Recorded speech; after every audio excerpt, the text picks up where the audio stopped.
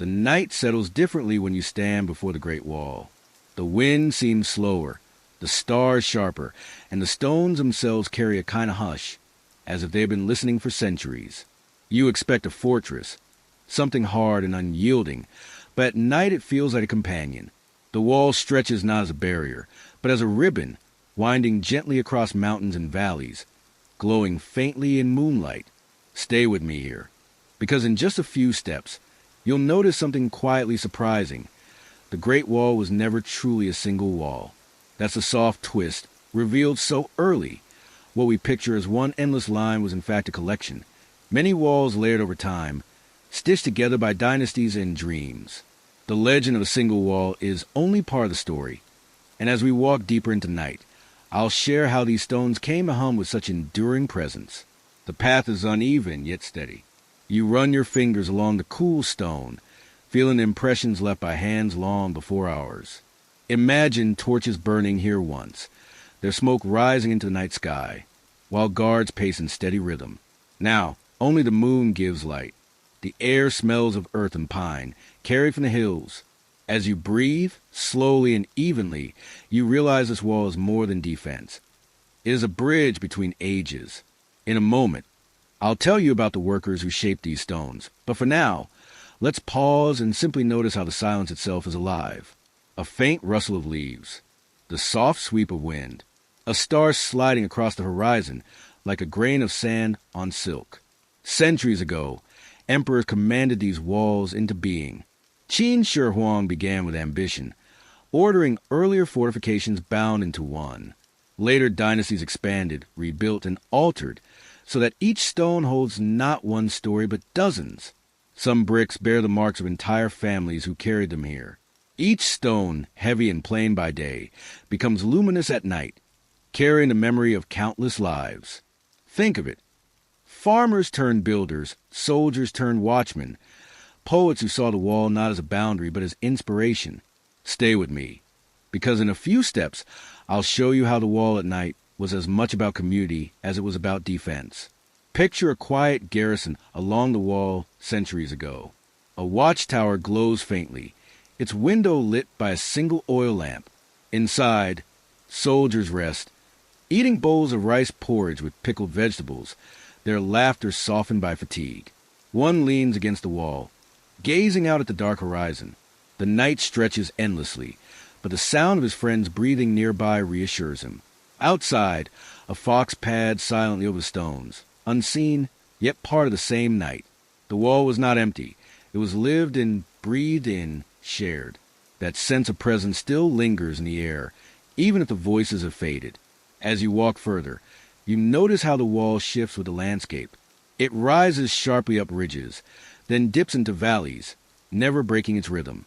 At night, this rhythm feels almost like a pulse, a heartbeat echoing across mountains. The wall is vast, but also intimate. When you lean against it, you feel not just stone, but the hum of centuries. In a moment, I'll bring you into the story of the villagers who work by day and dream by night beneath its shadow. But before we descend, let's rest at this watchtower. The steps are worn, and as you sit on the cool stone, you can see the stars reflected in your own breath. Each exhale joins the wind, drifting across the land as countless breaths have done before. Stay close, because here's where curiosity deepens. The wall is often remembered only as a defense, but in truth, it became a road, a lifeline, a gathering place. Merchants carried goods along its length. Farmers brought harvests to feed soldiers. Children grew up with its stones as their playground, running along short stretches while parents worked nearby. By night, the same wall became a lookout not just for enemies, but for the beauty of the stars. Imagine a soldier leaning on his spear, gazing not toward distant threats but upward, toward constellations that reminded him of home. The Great Wall is said to be seen from space, but here, beneath the moon, it is not about distance. It is about closeness. Closeness to those who lived, worked, and dreamed upon it. Closeness to mountains, to the rivers it crosses, to the people who carried its story forward. Each brick is a whisper. Each step is a continuation. And now, as the night deepens, you realize that this wall does not separate. It connects. It ties together not only lands, but moments, memories, and the quiet wonder of nights like this. So breathe slowly. Let the cool air fill your lungs. Feel the weight of centuries settle lightly upon your shoulders, not as burden, but as comfort. Because as we move forward into Chapter 1, I will show you the beginnings. The workers, the emperors, the hands that turned earth into stone, dream into reality. But for tonight's opening, simply rest here with me, knowing that this wall at night is not only history. It is a lullaby in stone, stretching endlessly, yet bringing you home with every step. The story of the Great Wall begins long before the stones we see today were set in place. It began in the quiet of valleys, in the rhythm of farmers' tools striking earth, and in the dreams of rulers who sought to shape the land into something greater than themselves. When we imagine a wall, we think of something unbroken, singular. But in truth, the Great Wall is a mosaic of effort spanning centuries. And as you settle deeper into the story, know that what rises before us in the moonlight is not only stone and mortar, but memory, layer upon layer of human persistence.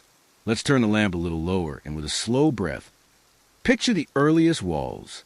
Centuries before Qin Shi Huang, the first emperor who unified China, local kingdoms had already raised their own defenses. Lines of rammed earth pressed into ridges, forming boundaries against neighboring tribes. These early walls were not the massive stone fortresses we imagine today. They were simpler, made of packed soil, reeds, and sometimes wood. Yet they carried the same intention: to guard, to mark, to endure. At night, they would have appeared as low ridges against the stars, less imposing than the later structures, but no less meaningful to the people who built them. Here's where the soft twist lies, the gentle truth hidden behind the image of an eternal wall. The Great Wall as we know it was never built in a single breath. It was pieced together like a quilt, stitched by different hands in different eras. Qin Shi Huang, in the 3rd century BCE, sought to join these fragments into something vast. He ordered the connection of earlier fortifications, stretching them into a ribbon across mountains and deserts. But he did not complete what we see today. Later dynasties, especially the Han and Ming, rebuilt, extended, and reshaped the wall, layering their own visions upon the bones of the past. And so, every step you take along its stones is a step across centuries of effort. Imagine those earliest builders. Farmers were often conscripted, called away from fields during planting or harvest. They carried baskets of soil, tamped earth into layers, and labored beneath both sun and moon. Their tools were simple wooden shovels, ropes, and hands worn calloused. At night, they rested by small fires, eating millet gruel, their voices low as they spoke of home. The wall rose slowly, unevenly, yet steadily, shaped not only by command but by countless unrecorded breaths. You can almost hear them now. The murmur of their conversations, the crackle of firewood, the hush of wind against new-built ridges. Stay with me, because in a moment I'll tell you about Qin's vision, but first notice how even these simple walls carried a dual purpose. They guarded against raids, yes, but they also defined belonging. To stand within the boundary was to be inside a community, to share in its safety and identity. The wall was not only defense, it was a marker of who we were, even in their weariness. The workers must have sensed that their labor tied them to something greater, something that would outlast them. Now, let's step forward to Qin Shi Huang himself. He is remembered as a ruler both visionary and severe, a man who unified warring states into a single empire. His decision to bind the walls together was not simply military. It was symbolic. By linking fortifications, he declared unity across lands that had once been divided. But this vision demanded labor on an enormous scale. Historical records speak of hundreds of thousands of workers, soldiers, peasants, and prisoners pressed into service. The task was immense and the hardships many, yet the result was a wall that stitched together mountains and deserts, a wall that seemed to echo the emperor's ambition.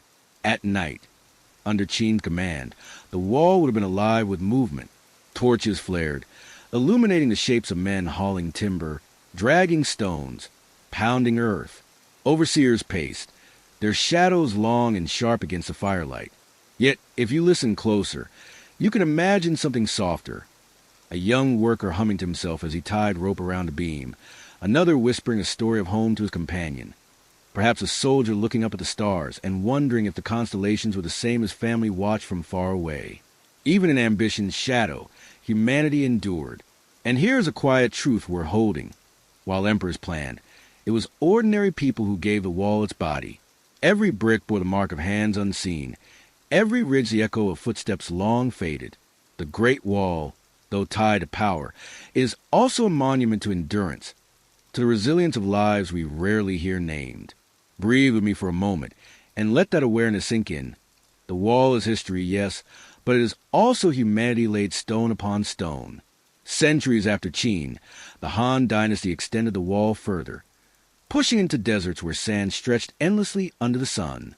There, builders faced not mountains but heat and emptiness. They used reeds, gravel, and layers of soil to create barriers against incursions. At night, the desert was not empty but alive with its own sounds. The whistle of wind across dunes, the creak of shifting sand, the distant call of nocturnal creatures.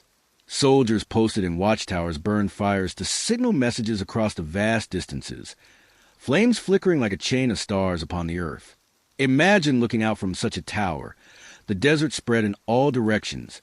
Your only companions the constellations above and the glow of another signal far on the horizon. Stay close, because this is where the story folds gently. The wall was never static. Each dynasty rebuilt, sometimes tearing down what came before, sometimes reinforcing it, always reshaping.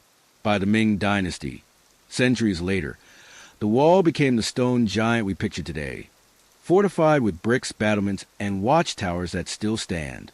But in these early centuries, it was more fragile, more transient. And yet, fragility does not mean weakness. The walls, however simple, were enough to give shape to a civilization's sense of order, enough to cradle lives within their embrace. Think of a village nestled near one of these early walls. By day, families worked fields of millet and wheat. By night, smoke curled from chimneys, and the glow of small lamps lit paper windows. The wall loomed in the distance, not menacing but steady, like a guardian. Children grew up with it as part of their horizon, playing in its shadow, hearing their parents speak of the labor that built it. It was not only a military line, it was part of the fabric of daily life. As you rest with me here, notice how the Great Wall at night is less about grandeur than intimacy. Its stones glow softly in the moonlight. Its towers stand watch like old friends, and its history hums not in shouts but in whispers. This chapter is about beginnings. The early walls, the first unifications, the labor that set foundations. In the chapters to come, we'll follow how those beginnings became the vast structure we know, how dynasties layer their own stories upon it, and how travelers, soldiers, and villagers all found meaning in its presence. But for now, as the night deepens, let the early images linger. Firelight flickering on earthen ridges, the sound of soil being tamped, the quiet songs of workers carried into the dark. Close your eyes, if you wish, and imagine leaning against one of those first walls. It is warm from the day's sun, cool now beneath the stars. The world is vast, but here, within this boundary, there is safety, there is belonging, and as you breathe in the mountain air, you feel the truth of it. History is not only written by emperors, but by countless lives lived quietly, steadily, one stone at a time. When we step softly from the earliest ridges of packed earth into the expanse of the Han dynasty, the Great Wall begins to breathe in new ways. The Han emperors, inheritors of Qin's unifying vision, did not merely preserve the wall. They extended it, stretching its sinews deep into deserts where the skies seemed endless and the land gave little in return. Imagine for a moment the hush of those sands, the sweep of dunes like frozen waves, and in their midst, lines of wall rising, fragile yet persistent, a declaration of human presence in a place where silence might otherwise reign. Stay close with me here. In a moment, you'll see how the Han transformed the wall not only into a military line, but into a thread woven with trade, linking the interior of China with lands far to the west. For the Great Wall under the Han was as much about connection as protection, about shaping the Silk Road as about guarding borders. And yet, for those who built it, the daily rhythm was still earth and reed, sweat and silence. Picture a worker in the early Han dynasty, his hands roughened from labor, lifting baskets of sand mixed with reeds to create tamped layers. There were no stones to quarry in those dry expanses, so they used what the desert gave them. Soil hardened by pressure, bound together by straw. The wall rose not in great towers at first, but in ridges that looked almost like extensions of the land itself.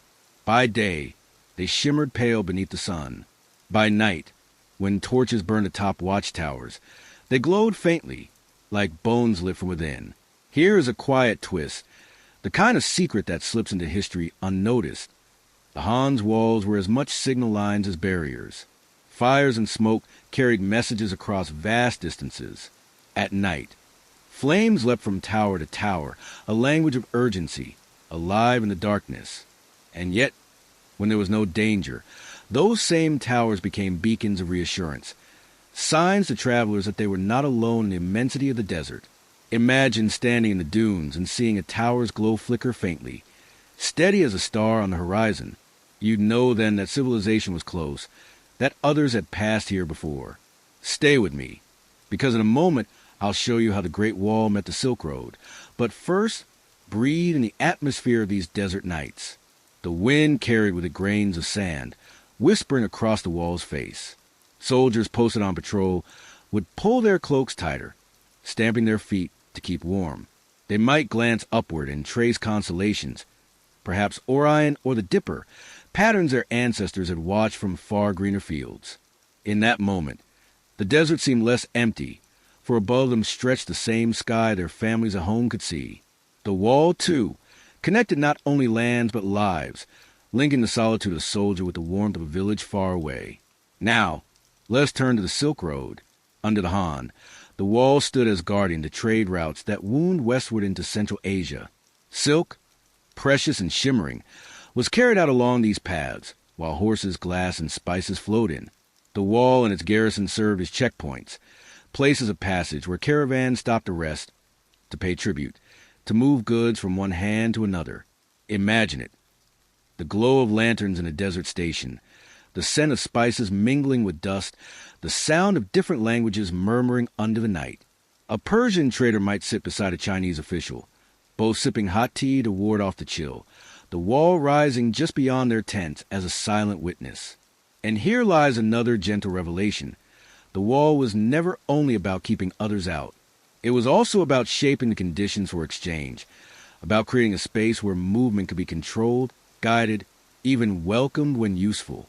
The wall framed the Silk Road not as a wild corridor, but as a channel of possibility, flowing with goods and stories. That's something to remember as you drift deeper into this tale. The wall was not always a barrier. Sometimes it was a gate.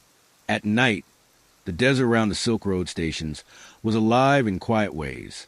Camels grumbled softly, their shadows long against the firelight. Traders murmured prayers before sleep. Soldiers, though weary, watched carefully from towers, their torches steady. And within the stillness, the wall itself seemed to hum, as though it carried the weight of all those footsteps, all those whispered exchanges. If you listen closely now, perhaps you can hear it, the low vibration of history moving through sand, through stone, through time. Let's pause and breathe, because what matters is not only the grandeur of the wall, but the intimacy of moments.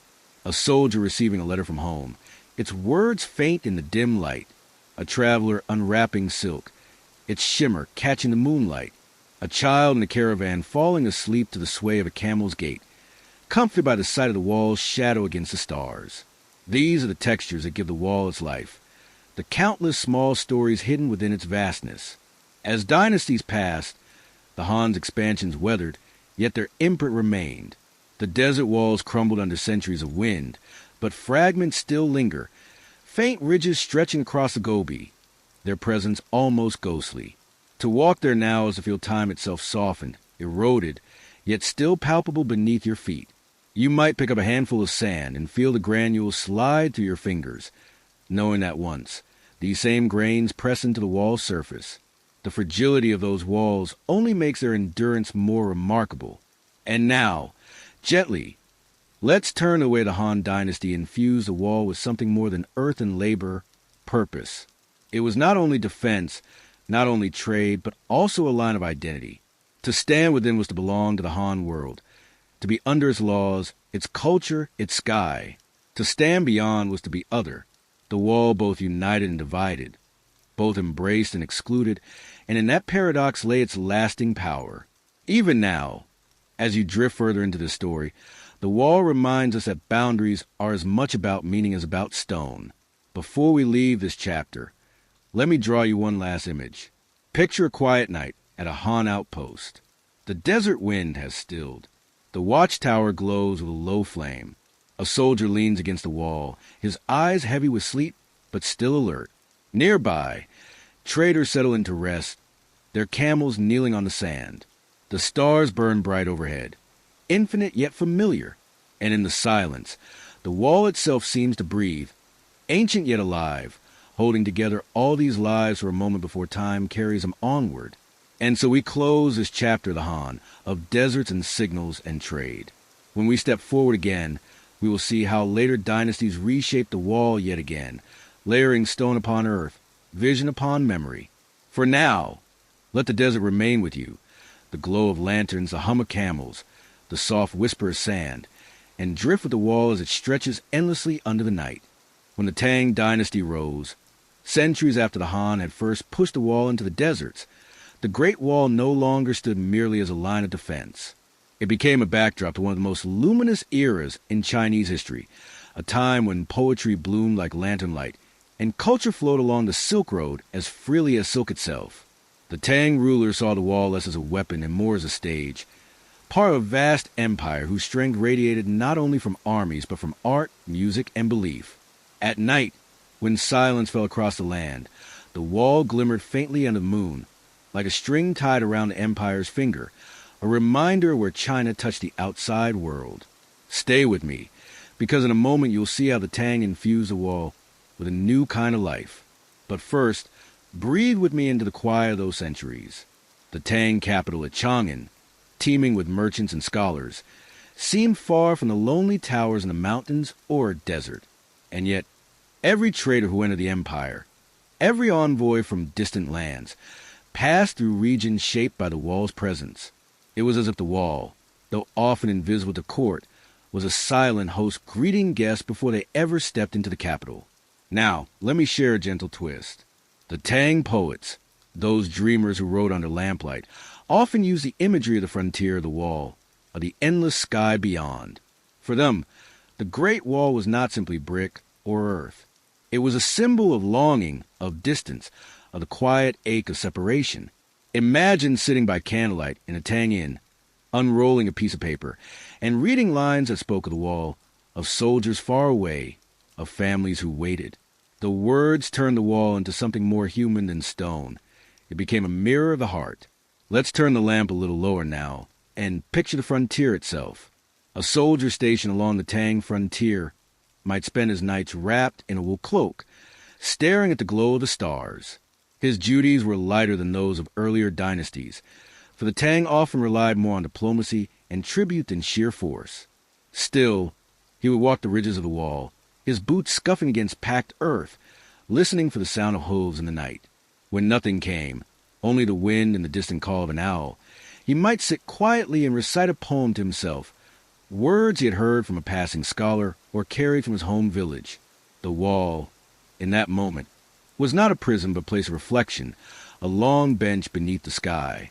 And here is something you may not have expected. The Tang dynasty's openness to the outside world made the wall less a hard border and more a porous edge. Along the Silk Road, which still wound near its stones, came not only goods but faiths, Buddhism from India, Nestorian Christianity from the Middle East, even whispers of Islam. The wall's watchtowers became places where such currents brushed against China, where guards might hear strange prayers sung in unfamiliar tones. The barrier became, quietly, a bridge. In a moment, I'll show you how the Tang's art and music folded the wall into memory, but let's pause here and simply breathe into the image of a caravan arriving at dusk. Camels kneel, their loads heavy with jade and spices. Traders light fires, their tents glowing like stars scattered across the desert floor. Nearby, the wall stretches, its towers faint silhouettes in the fading light. And above it all, the sky deepens indigo, endless and unbroken. You can almost hear the soft murmur of voices mixing. Chinese, Persian, Turkic, blending into a lullaby of cultures. The Tang court encouraged such mixing, and so the wall, instead of standing in defiance, stood quietly as a guardian of passage. Poems from the time speak of soldiers who long for home. Yes, but also they all fell at the vast horizons beyond the wall, the lands that seemed to stretch without end. Imagine reading such verses while lying beneath the covers, the candle sputtering low, and feeling the weight of distance softened by beauty. The wall, in the eyes of poets, was not just stone but metaphor, a way of capturing the human heart's endless balance between belonging and wandering. Stay with me here. Do you hear the music? In the Tang dynasty, foreign instruments, lutes from Persia, flutes from Central Asia, blended with Chinese traditions. At border posts, music sometimes drifted in the night, played by travelers resting after long journeys. Soldiers leaned against the wall, listening to melodies that carried hints of distant deserts or far-off seas. Those notes rose into the night air, mingling with the steady glow of torches on the watchtowers. It was not the clamor of battle, but the hush of harmony. And in that harmony, the wall felt softer, more like a host of dreams than a stern barrier. And now, quietly, let us walk into the memory of one Tang traveler. He records how, at a distant frontier garrison, he saw a Buddhist monk praying beside the wall at dawn. The monk's chant, low and steady, rose with the mist. For the traveler, that sound was not foreign but comforting, a rhythm that seemed to seep into the wall itself. The great wall, in that moment, was no longer merely stone or earth. It was a vessel, holding within it the prayers, songs, and footsteps of countless lives. The Tang dynasty was luminous, yet no light lasts forever. As their power waned, the wall once again became a line of uncertainty, a frontier where soldiers watched for threats. But even in decline, the Tang left the wall infused with culture, with art, with a memory of poetry that turned brick into verse. To this day, when you walk along sections near the desert, you can imagine Tang caravans, Tang guards, Tang poets, all moving under the same stars. And as you imagine them, the wall feels less like a ruin and more like a book, each stone a page filled with stories. Let me leave you, before we close this chapter, with a gentle picture. It is night along a Tang outpost. The desert air is cool. A soldier lights a lantern, its flame small but steady. Beside him, a caravan rests, its animals hushed. From one tent, a soft melody drifts, played on a lute by a weary traveler. Above, the moon rises full, washing the wall in silver light. For a moment, everyone, soldier, trader, poet, monk, is part of the same quiet night, and the wall, vast and ancient, simply holds them all within its embrace. And so we leave the Tang, their poetry echoing in the stones, their openness stitched into the Silk Road's fabric. In the next chapter, we will walk forward into the Song dynasty, where the wall's meaning shift again, caught between vulnerability and resilience. For now, rest in the memory of Tang nights, lantern glow, soft music, and the endless desert sky. When the Song dynasty arose, centuries after the Tang, the empire was smaller, more inward-looking, and more vulnerable. The wall, which had once been a stage for poetry and diplomacy, now took on a different, quieter role. It was no longer just a proud backdrop, but a fragile line, often tested by neighbors who grew stronger as the Song devoted themselves to art, learning, and trade rather than war. Yet even in this vulnerability, there was a kind of beauty. The wall became a canvas for resilience, a quiet reminder that even the most fragile moments in history can shimmer softly in the moonlight. At night, the Great Wall during the Song was different than before. Where the Tang's frontier bustled with caravans and music, the Song's frontier often fell silent, broken only by the steady patrol of guards. Still, the moon shone on the same ridges, and the stars blinked above the same towers. Imagine a Song soldier pacing atop the wall, his armor lighter than his Han or Tang predecessors, his duties shaped less by conquest and more by defense. He knew the empire behind him was brilliant in culture, but less strong in arms. And so he walked slowly, lantern in hand, listening for the faintest rustle in the darkness, his heart steady, his mind quietly repeating a prayer for peace. Let's turn the lamp a little lower, because in a moment you'll see how this vulnerability gave rise to unexpected strength. The song, unable to rely entirely on force, turned to wisdom, ingenuity, and careful diplomacy. They strengthened parts of the wall, not always with sheer size, but with clever engineering. Gates fortified, towers equipped with signaling systems of fire and smoke. These signals stretched for miles, ready to carry a message across the night sky. Picture the glow of one torch flaring in the dark, then another, until a chain of fire lit the ridges like a necklace of flame. It was not aggression, but communication, a reminder that the wall itself could speak when voices were too far to carry. Here's a gentle twist. Though the Song are remembered as militarily weaker than the dynasties before and after, their vulnerability gave birth to many of China's most enduring cultural treasures. Paper money, fine porcelain, advances in printing and painting, all bloomed during this time. And while armies pressed against their borders, the Song poured their energy into beauty, leaving the wall as both a physical line of defense and a metaphorical line, holding at bay the chaos that threatened their world. Stay with me, because in a few breaths, you'll see how this duality, fragility and brilliance, made the Song era so luminous. Imagine yourself in Kaifeng, the Song capital, its streets alive with lanterns and the fragrance of food stalls. A poet there writes about the frontier, his brush gliding softly over paper. He has never walked the wall himself, but he knows its outline in his heart. To him, the wall is not just stone. It is a line that separates the city's bustling joy from the uncertainty beyond. He writes of soldiers far away, of their lonely lanterns, of the wind that sweeps across the towers. And his words travel across the empire, reaching even the frontier posts, where weary guards recite them under their breath, comforted that the capital has not forgotten them. Breathe slowly now, and imagine the quiet night on the Song frontier. There are fewer caravans, fewer foreign songs, and in Tang days. But there is still life. A guard shares warm tea with his companion, steam curling in the cool air. The two men sit against the wall's inner slope, their spears resting nearby, the stars reflected faintly in their cups. Their talk drifts home. Fields of rice, children learning their first characters, wives who sew by lamplight. And though their post is lonely, the wall enfolds their voices, holding them like secrets. The stone, though silent, becomes a companion, listening without judgment. And now, let us gently step into a story of ingenuity. The Song, knowing their military weakness, invested in technology. Gunpowder, though still crude, was developed into simple weapons. Rockets that hiss in the night, fire arrows that arch across the sky. At some watchtowers, soldiers tested these inventions, their sparks startling against the dark horizon. It was not the overwhelming firepower of later centuries, but it was enough to keep the wall alive, to remind potential foes that the empire was not defenseless. Picture those small bursts of light in the night sky, vanishing quickly, leaving behind only silence and the whisper of smoke. For the soldiers, such moments were both reassurance and warning. Fragile flames like the dynasty itself, but still burning. Stay close with me, because in this mixture of vulnerability and brilliance lies something deeply human.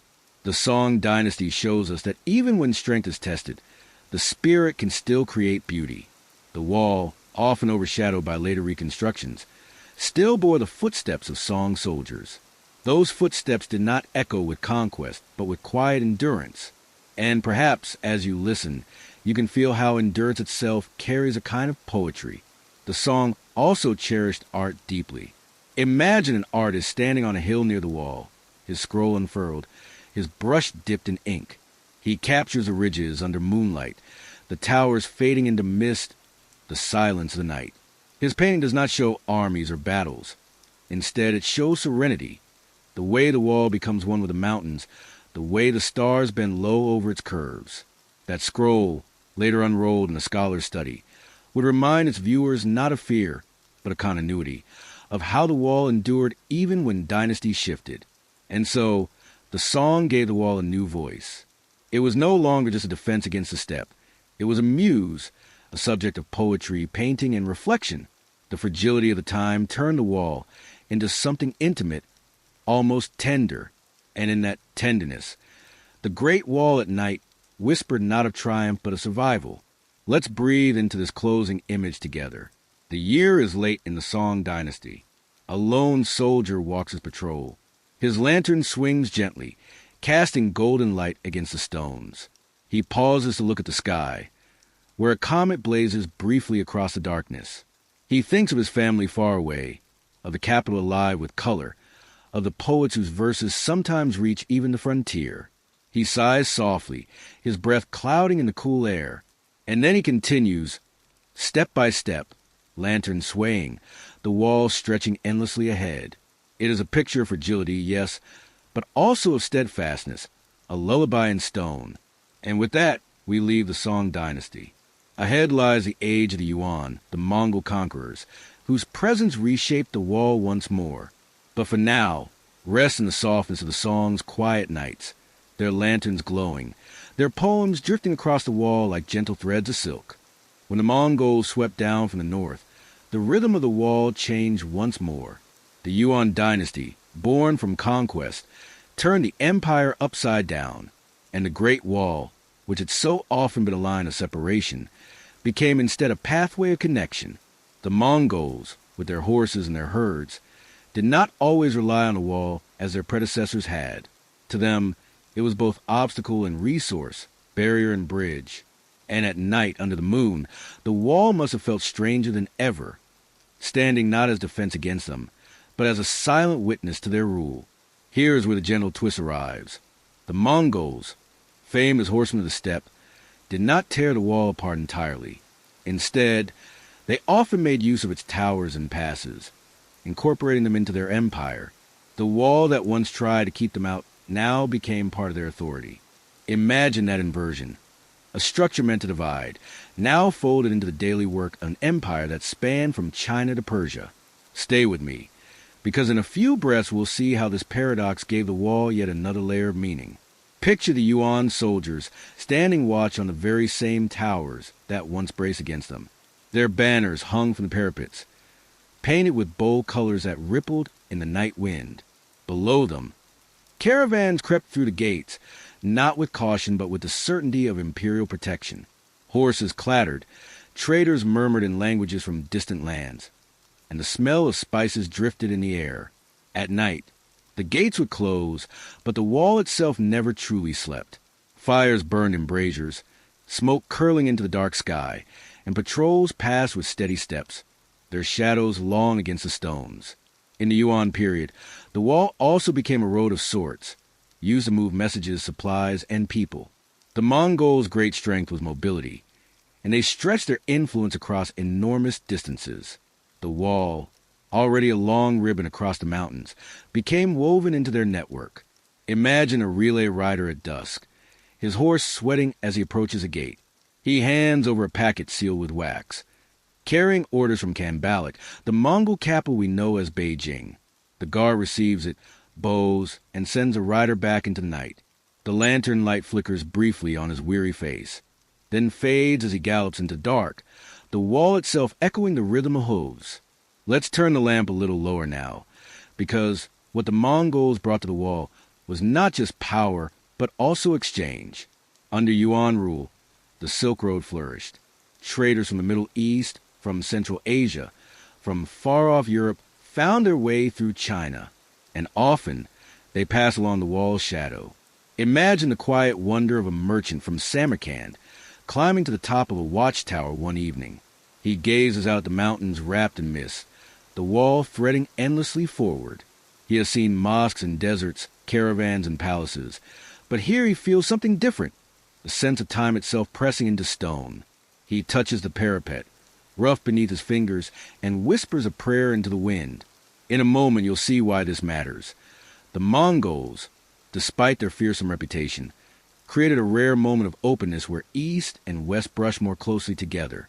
The wall, though quiet at night, stood witness to this mingling. At a small tavern near a pass, imagine the scene. A Chinese farmer pours rice wine for a Persian trader. A Mongol guard sits nearby, his bow resting against the wall. They share simple words, halting through gestures and laughter. A bowl of noodles steams on the table, the warmth rising into the lantern glow. Outside, the stars spread wide, and the wall curves gently under their light. But the Yuan dynasty also carried shadows. To many in China, the Mongols were foreign rulers. The wall, long seen as a shield of the homeland, now felt like a reminder of defeat. And yet, life continued. Farmers tilled their fields near its stones. Children climbed its slopes, chasing each other under the moon. A grandmother, sitting by a small hearth, might tell a child, "This wall has always been here. It will outlast even the mightiest rulers." Her voice, low and steady, wove reassurance, just as I hope mine weaves it for you now. Breathe with me, slowly. Imagine standing at one of the great passes during the Yuan. At dawn, the gates open, and a caravan flows through, camels swaying, horses stamping, carts creaking. By night, the gates close and silence returns. The wind brushes along the stones, carrying the faint smell of smoke from a nearby fire. An owl hoots in the darkness, wings cutting silently through the sky. A guard, wrapped in his thick cloak, adjusts the wick of his lantern. The glow pools softly, painting the stones with warmth. And though the empire is vast, in this small circle of light there is peace. Stay with me, because here lies a quiet truth. The Mongols, so often remembered only for conquest, also wove together moments of peace. The Great Wall at night during the Yuan was not always tense or fearful. Often it was simply still. A soldier on duty leaned on his spear and listened to the sound of the wind. A trader, curled under a blanket, dreamed of home. A family in a village near the wall ate their evening rice, the crackle of the fire harmonizing with the distant murmur of guards. These little moments, repeated thousands of times, stitched a vast empire together. And as centuries passed, the wall kept collecting such moments. It remembered not only the clash of armies, but also the quiet of caravans, the prayers of travelers, the laughter of children. That is the wall's true magic. It does not forget. It carries the echoes of all who touched it, whether they sought to defend, to cross, or simply to live beside it. And at night, when you stand there in imagination, you can almost feel those echoes, soft, layered, timeless. Now, as we close this chapter, let's picture the wall in the late Yuan period. The empire has begun to waver. Internal struggles weaken it. Storms gather. But still the wall endures. One evening, a Mongol guard walks his last patrol. He pauses on the ridge, looking out at the vast plain. The moon hangs heavy. The mountains lie still, and the wall stretches into the distance. He does not know the dynasty will soon give way to the Ming. All he knows is this moment. The cool air against his cheek, the stone beneath his feet, the lantern's glow trembling in his hand. He sighs and continues, his shadow long, his steps steady. The Yuan will pass, but the wall will remain. And in our next chapter, the Ming dynasty will rise, pouring stone and labor into the most famous stretches of the Great Wall we know today. But for now, rest with the memory of Yuan nights. Caravans, lanterns, silence, and the wall itself whispering across centuries. The Ming dynasty, rising from the ashes of the Yuan, brought to the Great Wall its most famous form. When people today imagine the Great Wall stretching like a dragon across the mountains, they are most often picturing the sections rebuilt and strengthened under Ming hands. And so, in this chapter, we drift into that time, into the nights when thousands of workers, soldiers, and peasants touched stone after stone, lifting the wall into the enduring silhouette we still see today. Under lantern light, under the silver wash of the moon, the Ming transformed the wall into something monumental, and the night air of those centuries carried both toil and quiet pride. The gentle twist here is that the Ming wall was not just a military necessity. It was also a statement, a reassurance. The dynasty had come into being after expelling the Mongols, and so they invested heavily in making sure the frontier would hold. They rebuilt with brick and stone, not only tamped earth, and the wall became stronger, taller, and more continuous than ever before. Yet at night, despite its immense scale, the wall still felt human. You can picture the flicker of a single oil lamp casting shadows against the fresh-laid bricks, the sound of men murmuring as they worked late into the evening, the hush of the wind weaving through scaffolds. It was monumental by day, but by night it became intimate, each worker a small flame contributing to the great length. Imagine yourself now among them, sitting with a group of laborers who have laid down their tools at dusk. They eat simple porridge from bowls, the warmth seeping into their hands as the stars appear above. One man hums softly, a tune from his village far to the south. Another leans back against a newly finished stretch of wall, gazing at the outline of towers half finished in the distance. They speak of families, of rice fields left behind, of the emperor's command that brought them here. Their voices blend with the crackle of the fire, the rustle of fabric as they settle for the night. And in that moment, the immensity of the project softens into something tender. Human lives strung like beads along the great line of stone. Stay with me, because the Ming did more than build. They fortified the wall with an elegance rarely matched. Massive watchtowers rose, square and solid, their windows designed to see far across the valleys. Beacon towers dotted the ridges, ready to send smoke by day or flame by night. Picture the system in motion. At dusk, a small garrison gathers at one tower. The captain instructs his men to keep the firewood dry, to watch the horizon carefully. And then, in the deep night, if danger approaches, the first spark lights, a thin thread of flame curling into the sky. Far away, another tower answers. Then another, within minutes. The signal stretches for hundreds of miles, a chain of fire in the darkness, each tower whispering to the next. It is as though the wall itself speaks, carrying warning across its endless length. But here is where the wall becomes something more than stone and signal. The Ming era was marked by suspicion and fear, true, but also by culture, poetry, and domestic life. The wall was not only defended by soldiers, it was lived in by them. Families often accompanied garrisons. Picture a child playing in the dust near the foot of the wall, her laughter mingling with the sound of her mother cooking millet over fire. At night, she curls beneath a rough blanket, listening to her father's stories of ancestors, the glow of the hearth casting soft patterns on the wall stones. For her, the wall is not only a fortress but a home, a familiar presence that holds her childhood memories. Let's breathe slowly here and let that sink in. Even something so vast, so monumental, is built from moments like these. Porridge in a bowl, a child's laugh, a soldier's story. And in the Ming nights, the wall was heavy with such small, precious details. It was both fortress and cradle. The Ming also created entire towns around the wall. Garrisons required markets, markets drew traders, and traders brought color and sound. By day, stalls filled with vegetables, cloth, and tools lined the streets near great passes like Shanhaiguan. But by night, when the gates closed and the markets emptied, the lanterns still glowed. A weary traveler might sit at a tavern table, sipping tea as the host banked a fire. Soldiers might gather to play dice, the rattle of stones echoing softly. Outside, the wall loomed above, its silhouette against the starlit sky, a reminder that all within was guarded. Stay with me, because another twist hides here. While we remember the Ming Wall as a mighty defense, much of it was also built for show. It was a symbol to the people, proof that the dynasty was strong, vigilant, unyielding. At night, as villagers looked up at the towers lit by torches, they felt comfort. The wall told them, "You are safe. The empire watches over you." And though wars and raids still came, that reassurance mattered. The wall's shadow stretched not only across the mountains but across the minds of its people, giving them a sense of permanence in a shifting world. Let us walk now into a quiet Ming garrison. The soldiers are seated in a tower, their armor set aside for the night. One man writes a letter by the light of an oil lamp, his brush gliding over paper. He tells his wife of the cold wind, of the stars above the ridge, of the steady life of the watch. Another man sharpens his blade slowly, the sound steady and soft, like the rhythm of breath. A third drifts into sleep, his head resting on folded arms, the lamp light painting his face with warmth.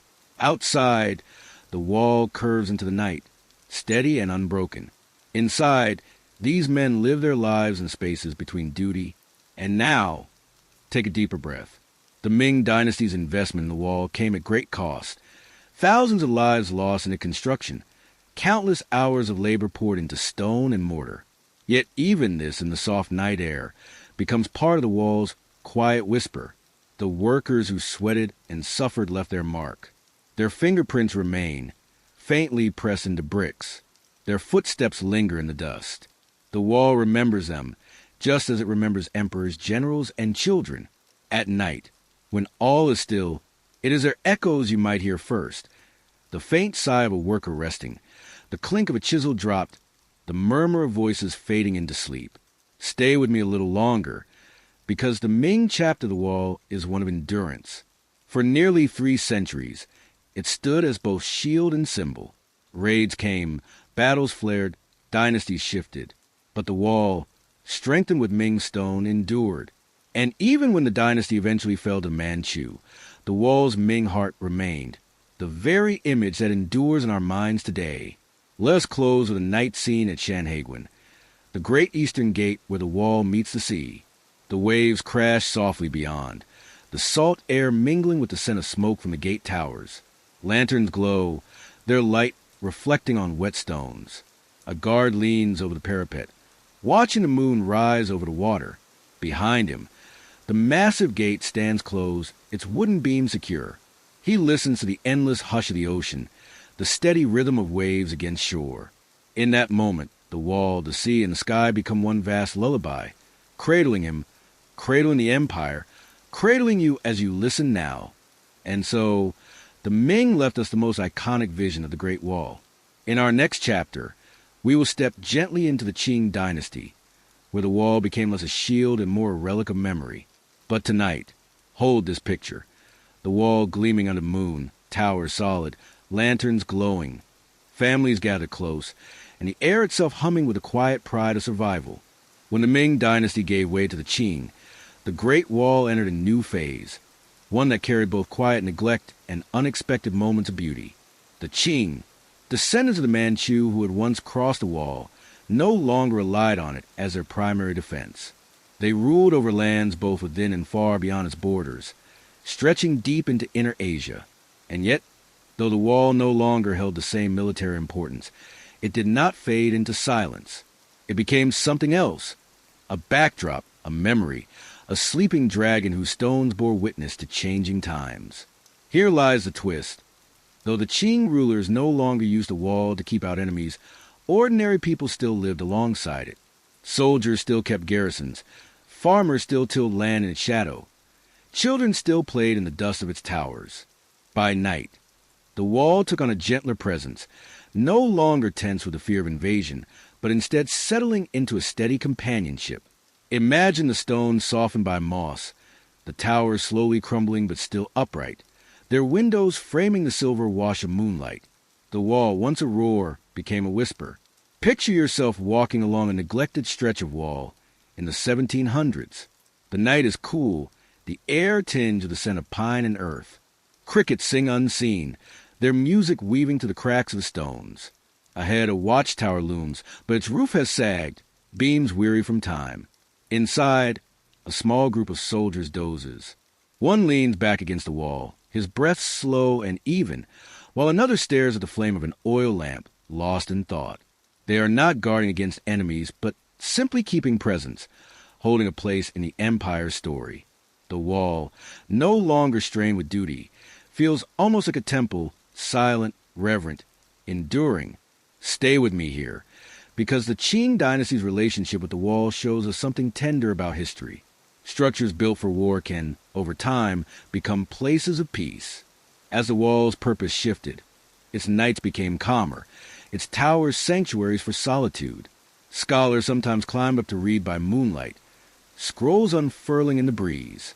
Villagers carried water jars along the paths, their footsteps soft against the stone. And poets, standing where soldiers once stood, wrote verses about stars, about longing, about the endless line of the wall blending into the mountains. At the famous pass of Shanhaiguan, where the wall meets the sea, the Qing maintained their presence. Lanterns still glowed at the gate, and soldiers still patrolled. But more often, the night there echoed not with the urgency of battle, but with the ordinary sounds of settlement, the clatter of cooking pots, the cry of an infant, the deep laughter of men playing board games under torchlight. Imagine standing at the gate after the noise dies down. The waves roll against the shore, steady and eternal. Above, the stars glitter. Behind, the gate stands tall, flanked by the old wall. It is no longer a shield against Mongols, but a marker, a boundary between sea and land, between memory and the present. Let's turn the lamp lower for a moment. Even as the Qing turned their gaze outward, to Central Asia, to the steppes, the wall's night presence offered continuity. It became a place of stories.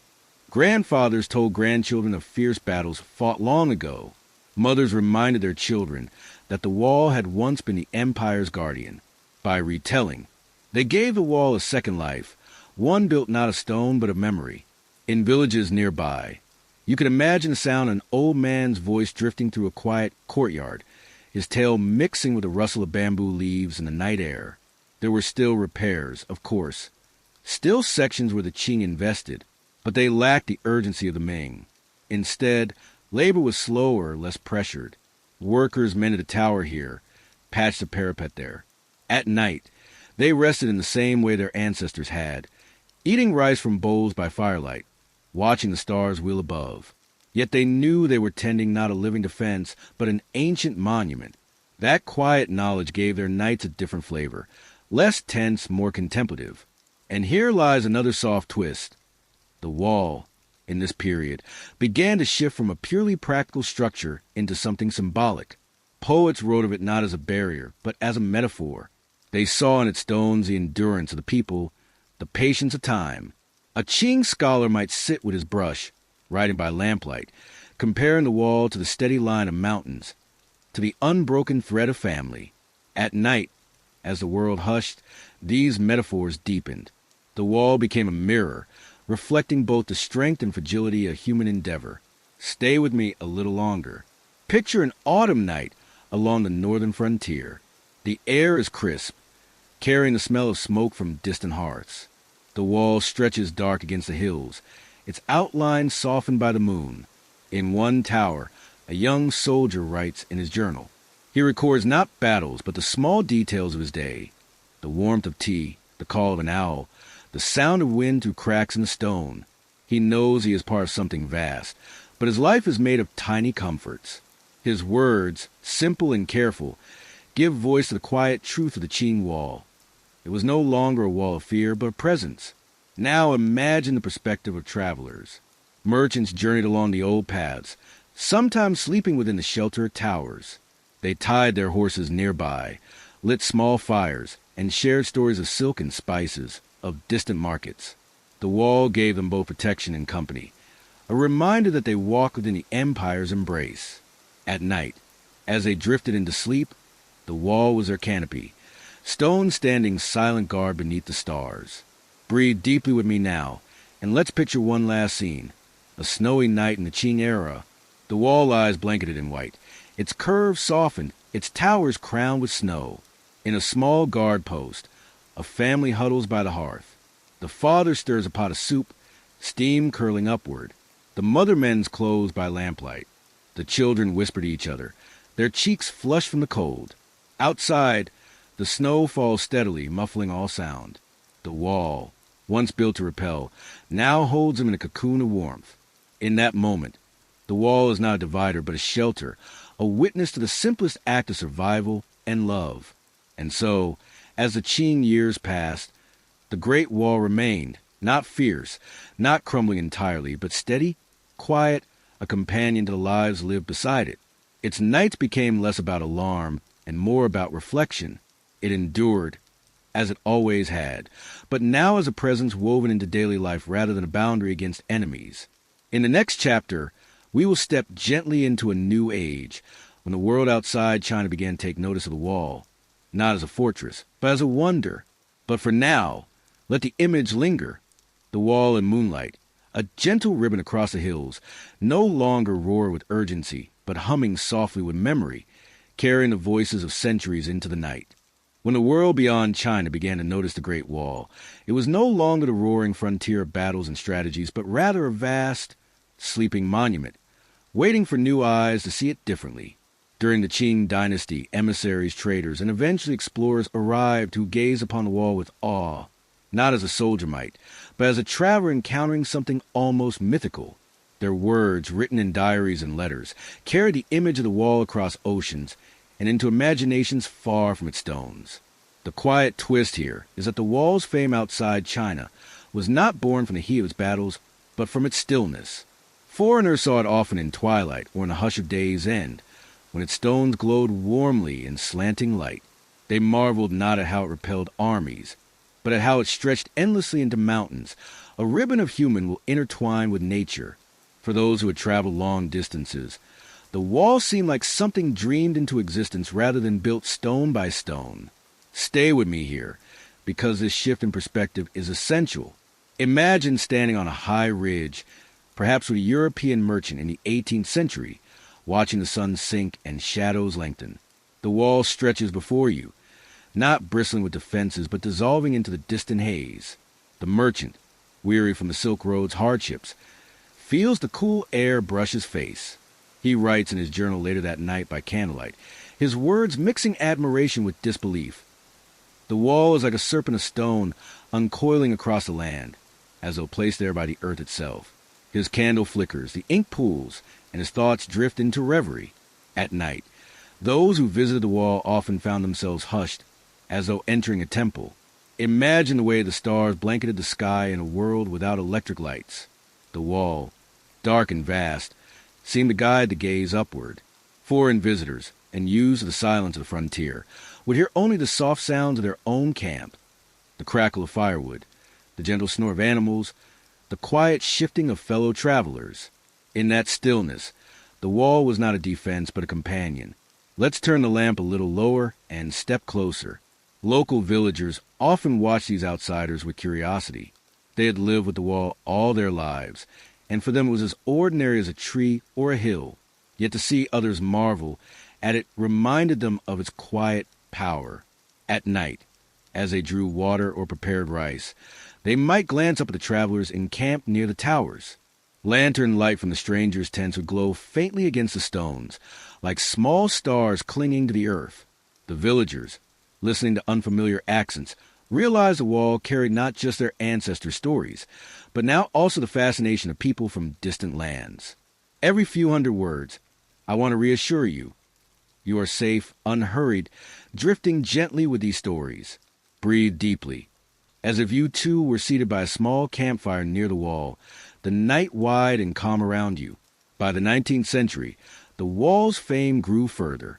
Foreign painters tried to capture on paper, though their strokes often fell short of its vastness. Writers described it in tones that mingled all with exaggeration, sometimes imagining it as visible from the moon, centuries before that was even possible. But beneath these grand claims lay the simple truth. The wall at night moved them, stilled them, hushed their wandering thoughts. They were not describing a battlefield, but a dream. Imagine one of these artists sitting cross-legged on the ground. His ink freezes slightly in the cold air as he sketches by the dim glow of a lantern. He struggles to capture the shadow of a watchtower against the moon. His brush falters, but in the attempt lies something tender. The acknowledgement that the wall is beyond capturing, that its presence belongs not on paper but in experience, in the slow, quiet moments of being near it. And here lies another gentle twist. As foreigners carried tales of the wall abroad, it became less a local frontier and more of a global wonder. But what they often remembered most was not the daytime grandeur, but the nights. Travelers rode the way the wall seemed alive after sunset, how its stones glimmered faintly with dew, how the wind across its ridges carried whispers. In their words, the wall transformed from a structured defense into a poem written upon the land. Let's linger in one of these nights. Picture a caravan paused near a dilapidated watchtower. The fire burns low. The merchants wrap themselves in wool. They sip from steaming bowls, their breath misting into the air. A storyteller among them begins to speak, his voice low, his hands shaping the air. He recounts tales of emperors, of battles, of ghosts said to wander the wall. The others listen, their eyes half closed, lulled not by fear but by the rhythm of his voice. Beyond their circle, the wall rises, patient and unmoved, a silent participant in their gathering. For the people who lived nearby, the wall's nights also carried subtler meanings. A farmer walking home under moonlight might rest his hand against its stones, drawing comfort from their cool solidity. A child, hearing a foreigner's tale of its grandeur, might look up with new wonder at what he once saw only as an old backdrop. The wall gave them both grounding and mystery, an everyday companion that others saw as miraculous. Stay with me, because we're nearing a gentle revelation. The Great Wall, during this time, ceased to be simply a Chinese structure. It became part of the world's imagination. And yet, in that global recognition, something soft happened. Its nights became metaphors, symbols of endurance, of human effort stretching beyond what seemed possible. It was no longer just stones against invaders. It was a dreamscape, a place where travelers' hearts slowed, where poets' lines unfurled like the wall itself, quiet and endless. And now, let's end with one last scene. A late autumn night, frost beginning to touch the grass. A group of travelers and locals share a meal near the wall, lanterns casting long shadows. The wall curved behind them, half swallowed by darkness, half embraced by starlight. As the night deepens, their conversation fades. Some drift into sleep, others sit silently, gazing at the horizon. The wall, timeless and steady, stretches on, not demanding attention, but offering it freely to any who linger. It is there, as it has always been, not as a roar, but as a lullaby. In the next chapter, we'll step softly into the 19th century, when the wall began to capture not only the imaginations of travelers, but also the curiosity of scholars and dreamers who sought to study it, measure it, and understand its vastness. But for now, let the vision stay. The Great Wall under the stars, silent yet eloquent, a gentle guardian of the night. The night sky stretched wide above you, and the stones of the wall seemed to breathe under your feet. As you and I walk together along this quiet stretch, the torchlight feels softer than ever, its flame leaning gently in the night wind. Here, in Chapter 9, the world of the wall changes again. For now, we leave behind the buzzing activity of armies and merchants and step into something humbler and yet just as profound, the life of the ordinary villagers who live in the shadow of the Great Wall. It may seem at first that this story is about rulers and dynasties, about the emperors and generals who ordered the stone serpent to be raised. But if you listen carefully, stay with me here, you'll notice something subtler. The wall was never only a frontier, it was also a neighbor. And neighbors, as you know, leave traces in the small things. A child's wooden toy dropped by a gate, a clay bowl marked with soot, a spindle of thread abandoned when someone was called away. The twist is this. Though the wall loomed so immense, the rhythm of daily life beneath it was gentle, fragile, and deeply human. And it's here, in the whisper of the everyday, that the wall's true story hums. Imagine this now. A village sat snug against the base of the wall, roofs low and curved like sleeping animals, smoke rising faintly from cooking fires. The people woke each day to the silhouette of those watchtowers etched against the dawn. Some must have seen the wall as protective, like a guardian standing over their fields. Others may have regarded it with weary familiarity. Another piece of stonework no different than the terraces where they grew millet and wheat. As you breathe slowly, picture the way the villagers' lives intertwine with the wall's pulse. Soldiers might come down for fresh water, mingling with farmers at the well. Children might dare to climb the lower steps, playing pretend as watchmen before being scolded back to chores. In the cool evenings, the shadows of the wall stretched long across the fields, reminding everyone of its presence, even when no words were spoken. And yet, here's what matters. The wall was not a cold divide to them, not entirely. It was woven into their seasons. During harvest, the villagers would pass beneath its gates carrying baskets of grain, laughing softly at the clatter of their own footsteps echoing under stone arches. During festivals, lanterns bobbed like stars as they were carried along the narrow lanes near the ramparts, the wall itself glowing faintly in the distance. Life under the wall meant continuity, routines shaped by stone, but warmed by human touch. Stay with me here, because in a moment we'll trace how the villagers managed to carve peace within the shadow of power. Think of their meals. A pot of millet porridge simmering with wild greens gathered from the hillsides, clay jars of pickled vegetables, salted carefully for the long winter. Sometimes, if luck and labor were kind, a bit of pork or duck would add richness to the family table. The smell of sesame oil warmed in an iron pan drifted into the streets, and neighbors would pause, smiling, because even in scarcity, flavor made life sing. At night, after tending to animals and patching roofs, families might gather under paper lanterns and share rice wine, passing cups hand to hand. whispering jokes or poems learned from elders. The great wall stood silent above them, but it was never far away from their conversation. Stories spread easily, that an ancestor had once carried stones to build it, or that a cousin had joined the garrison, or that a dragon's breath lingered in the mortar. And though they might have known these tales were embroidered, the telling of them brought warmth, and in that warmth, sleep came easier. But here's a quiet revelation. While the wall was meant as a barrier, the villages beneath it became places of mingling. Traders traveling the borderlands would pause here, offering bolts of silk for sacks of millet, or carrying herbal medicines from distant provinces. The villagers might hear new songs from wandering bards, or taste spices they had never known. Slowly, without fanfare, their lives absorbed threads from far away. A new tool, a new pattern of weaving, even a different word whispered into the dialect. Each was a gift brought by the road that ran beside the wall. The people living here were not isolated guardians of a stone line.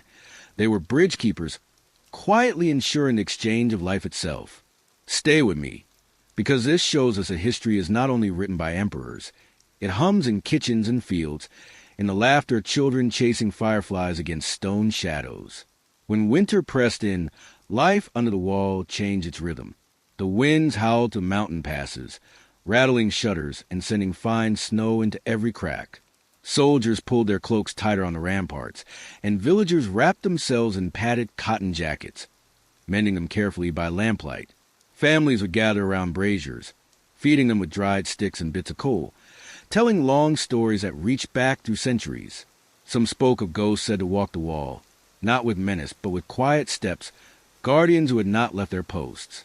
Others spoke of lovers who once carved their names into hidden stones, promises sheltered within the wall's massive body. The flicker of the firelight softened these tales, turning them into lullabies more than warnings. Can you see it? Even the harshness of the season became a backdrop for intimacy, for closeness, for the kind of slow time that leaves space for memory. And now, let's listen to the small sounds that must have filled those nights. A spindle humming as wool was twisted into thread. A clay jar lid settling into place with a soft thud. The low whistle of the wind curling through bamboo poles left leaning against the house. The cough of an ox in its stall. These are not the grand events of chronicles. Yet they are what built the heartbeat of life beneath the wall. They kept people alive, year after year. And so the wall itself stood not only because emperors commanded it, but because farmers, weavers, potters, and children continued to live beneath it, tethering its immense stones to the world of breath and hearth. Do you notice how calm it feels to imagine this? Let's lower the lamp a little more and step gently into one of their homes.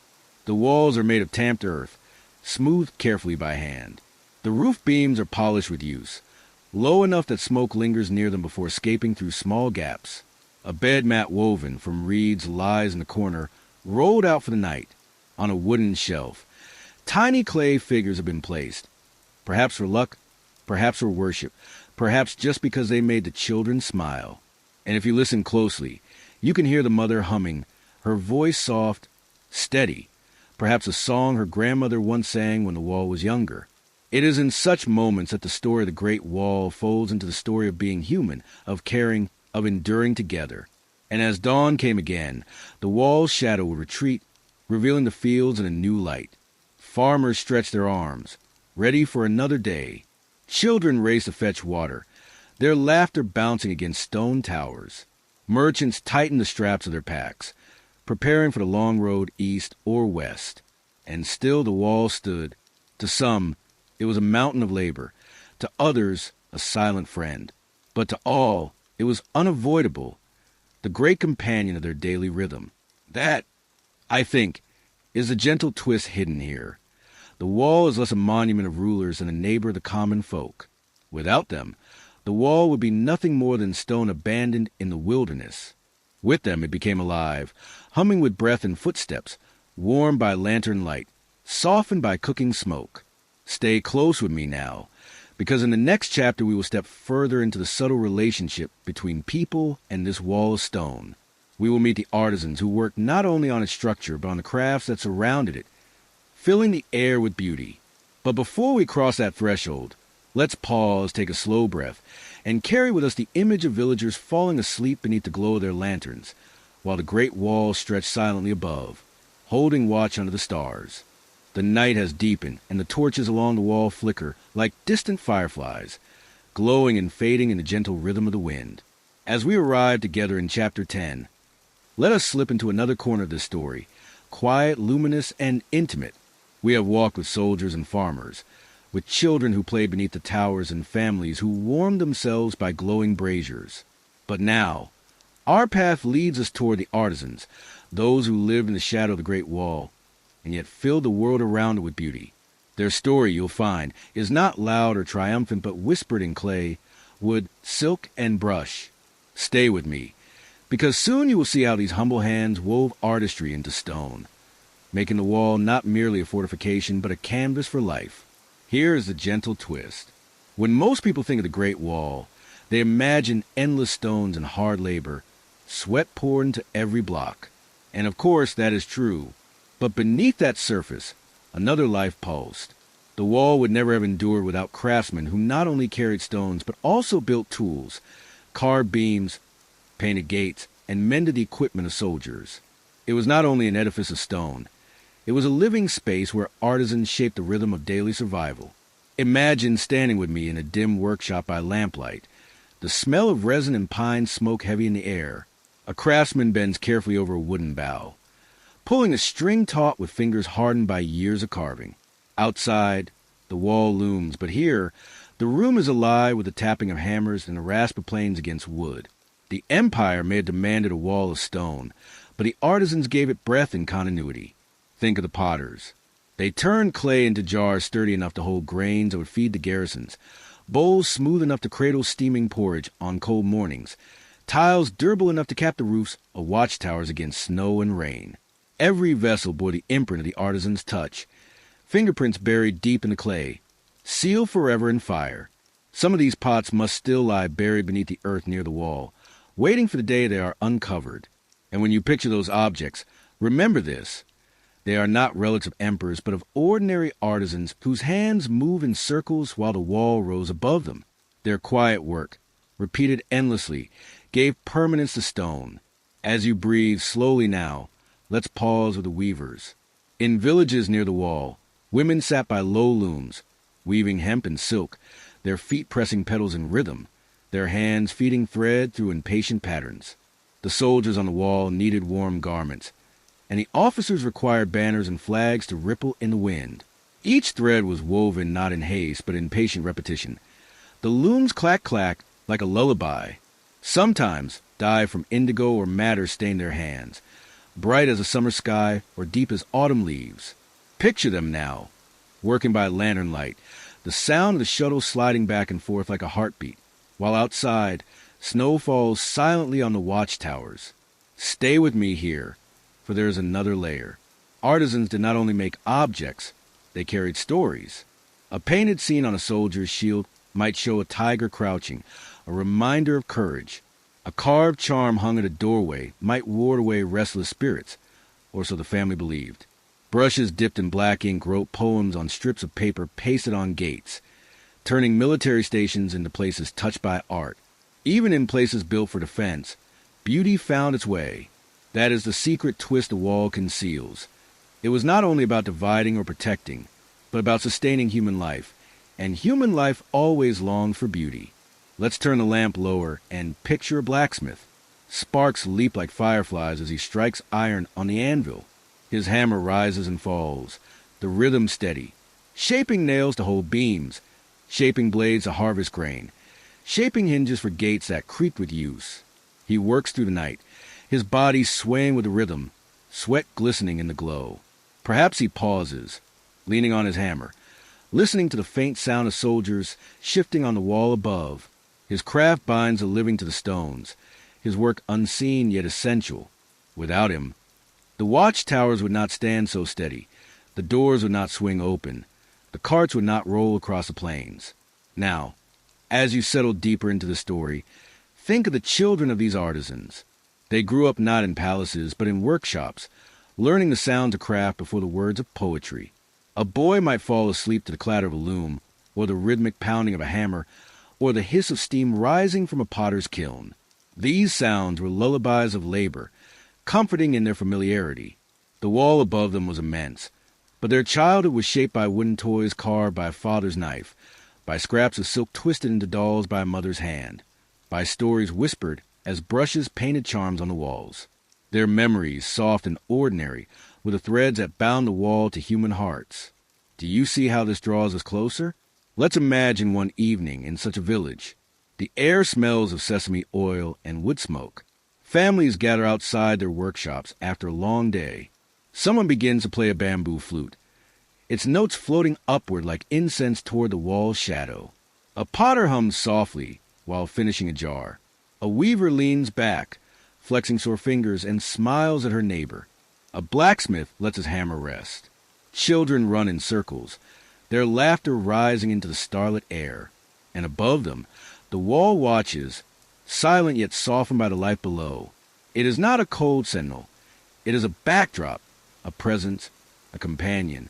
Every few hundred words, I remind you gently, stay with me, because in a moment, we will see how artisans gave the wall not only endurance but identity. It is easy to think of the wall as uniform, stretching endlessly, but in truth, every gate bore marks of the local hands that shaped it. Tiles carried patterns unique to the villages that fired them. Beams bore tool marks distinctive to the carvers who cut them. Decorations on banners echoed local styles. The wall was never only one thing.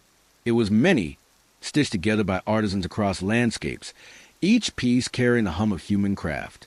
And now, imagine walking at night through one of those gates.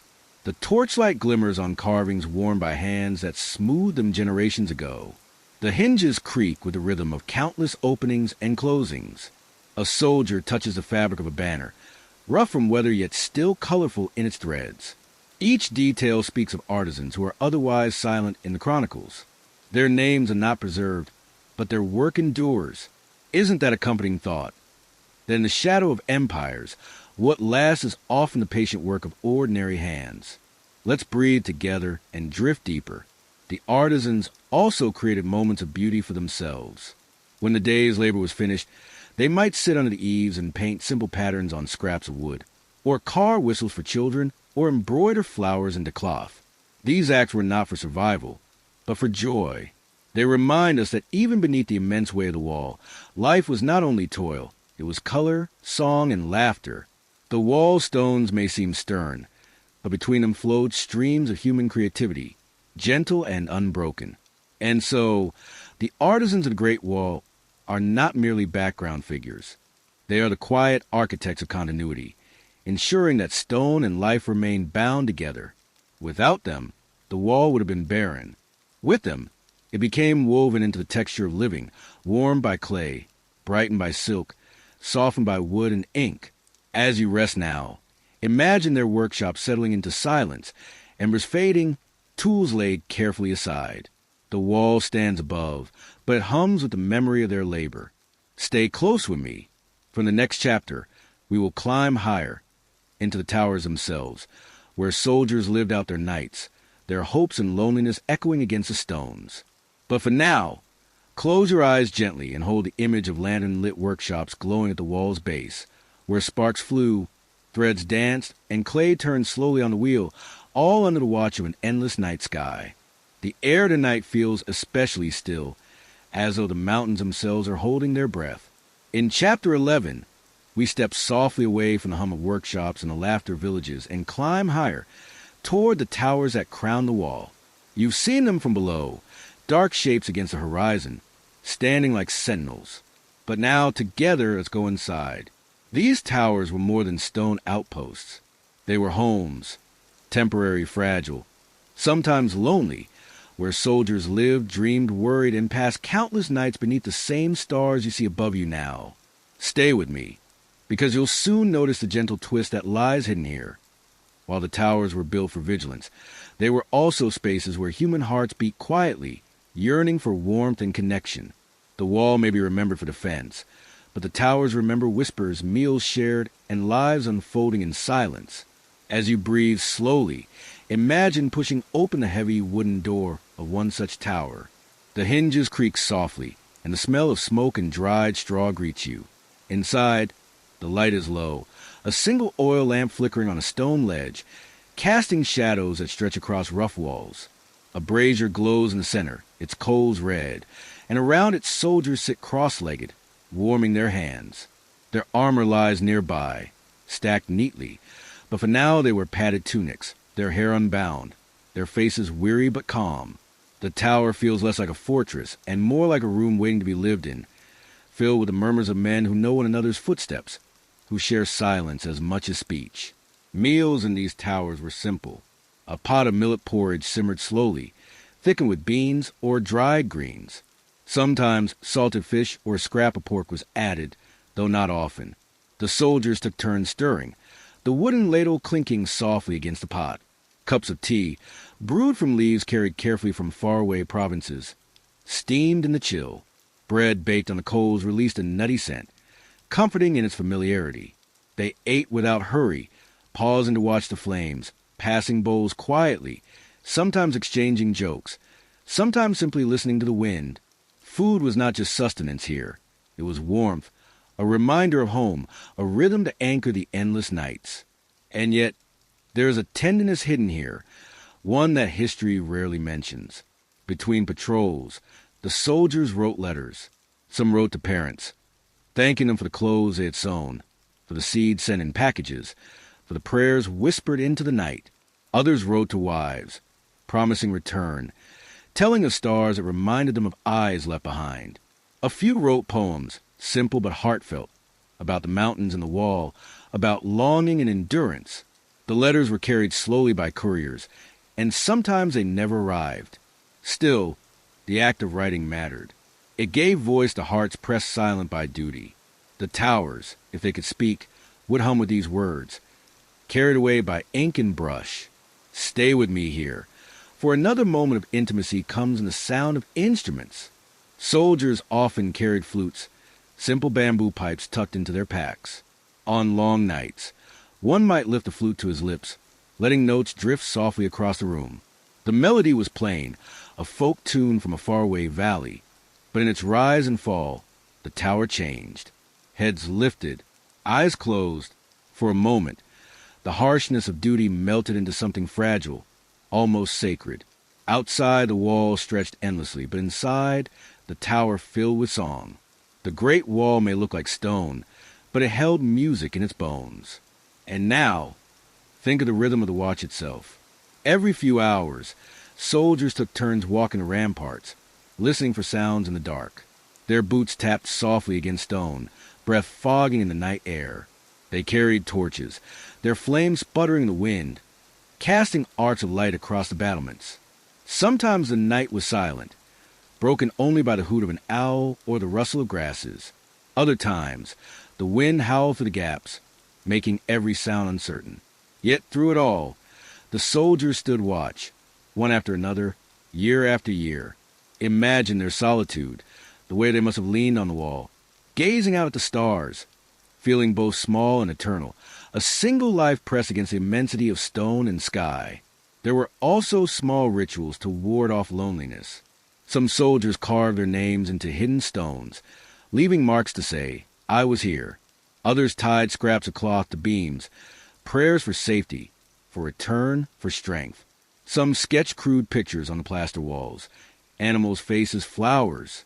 These drawings were not official, yet they transformed towers into places of belonging. Even the simplest mark was an anchor against anonymity. Stay with me, because this is what makes the towers quietly moving. They reveal not just offense but humanity, the need to leave a trace. Let us picture one winter night more vividly. Snow drifts against the door. The wind rattles shutters. Inside, the brazier glows brighter. Soldiers huddle close. One of them tells a story, his voice soft, recounting an ancient tale of dragons that coil along mountain ridges, protecting the land. Another listens, nodding, his eyes reflecting the fire. Outside, the wall itself resembles that dragon, winding across the white hills, silent, protective, endless. In that moment, the line between myth and stone blurs. The wall is not just built. It is imagined, lived, believed in, transformed by the stories told within the towers. As dawn breaks, light seeps through narrow windows, painting the room in pale gold. Soldiers stir, rubbing sleep from their eyes. They pack away blankets, stoke the brazier once more, readying themselves for another day.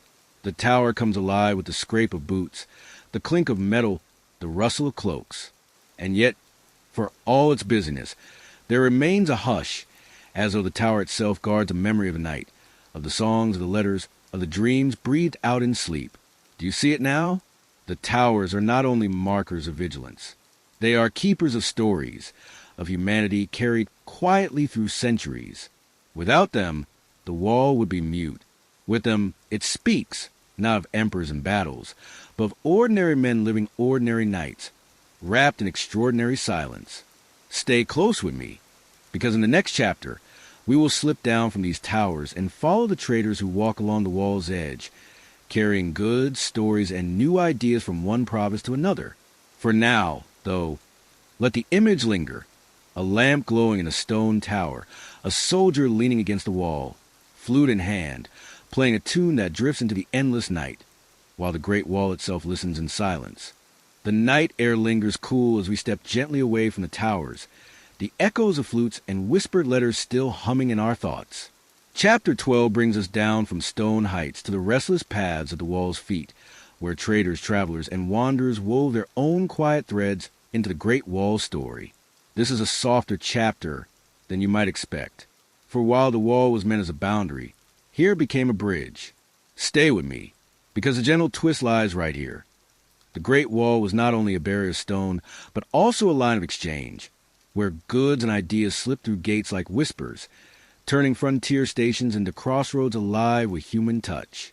Picture the road at night, moonlight spilling across ruts worn by countless carts. The crunch of wheels against gravel, the creak of wooden axles, the occasional snore of an ox pulling its heavy load.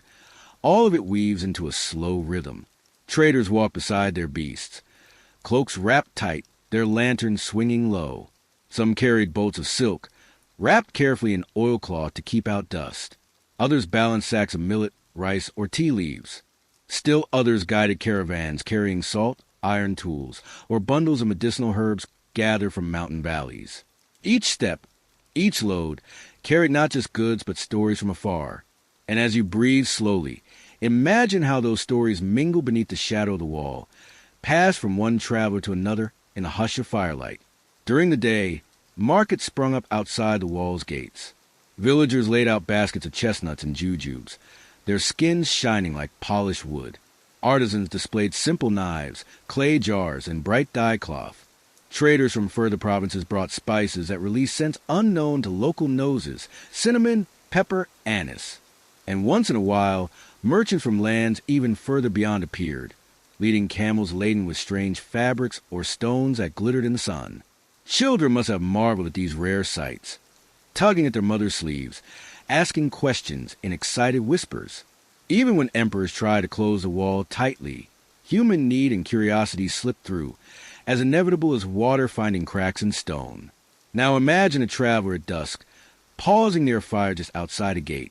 He shares tea brewed in a worn copper kettle. Around him sit others, a farmer carrying surplus grain, a soldier off duty with little more than a wooden flute, a woman leading a donkey laden with dyed cloth. They sip in silence first, then speak in turns. One tells of floods in a far province. Another describes a temple rising on a distant hill. Another hums a lullaby from her home valley. The firelight flickers and the wall looms beyond.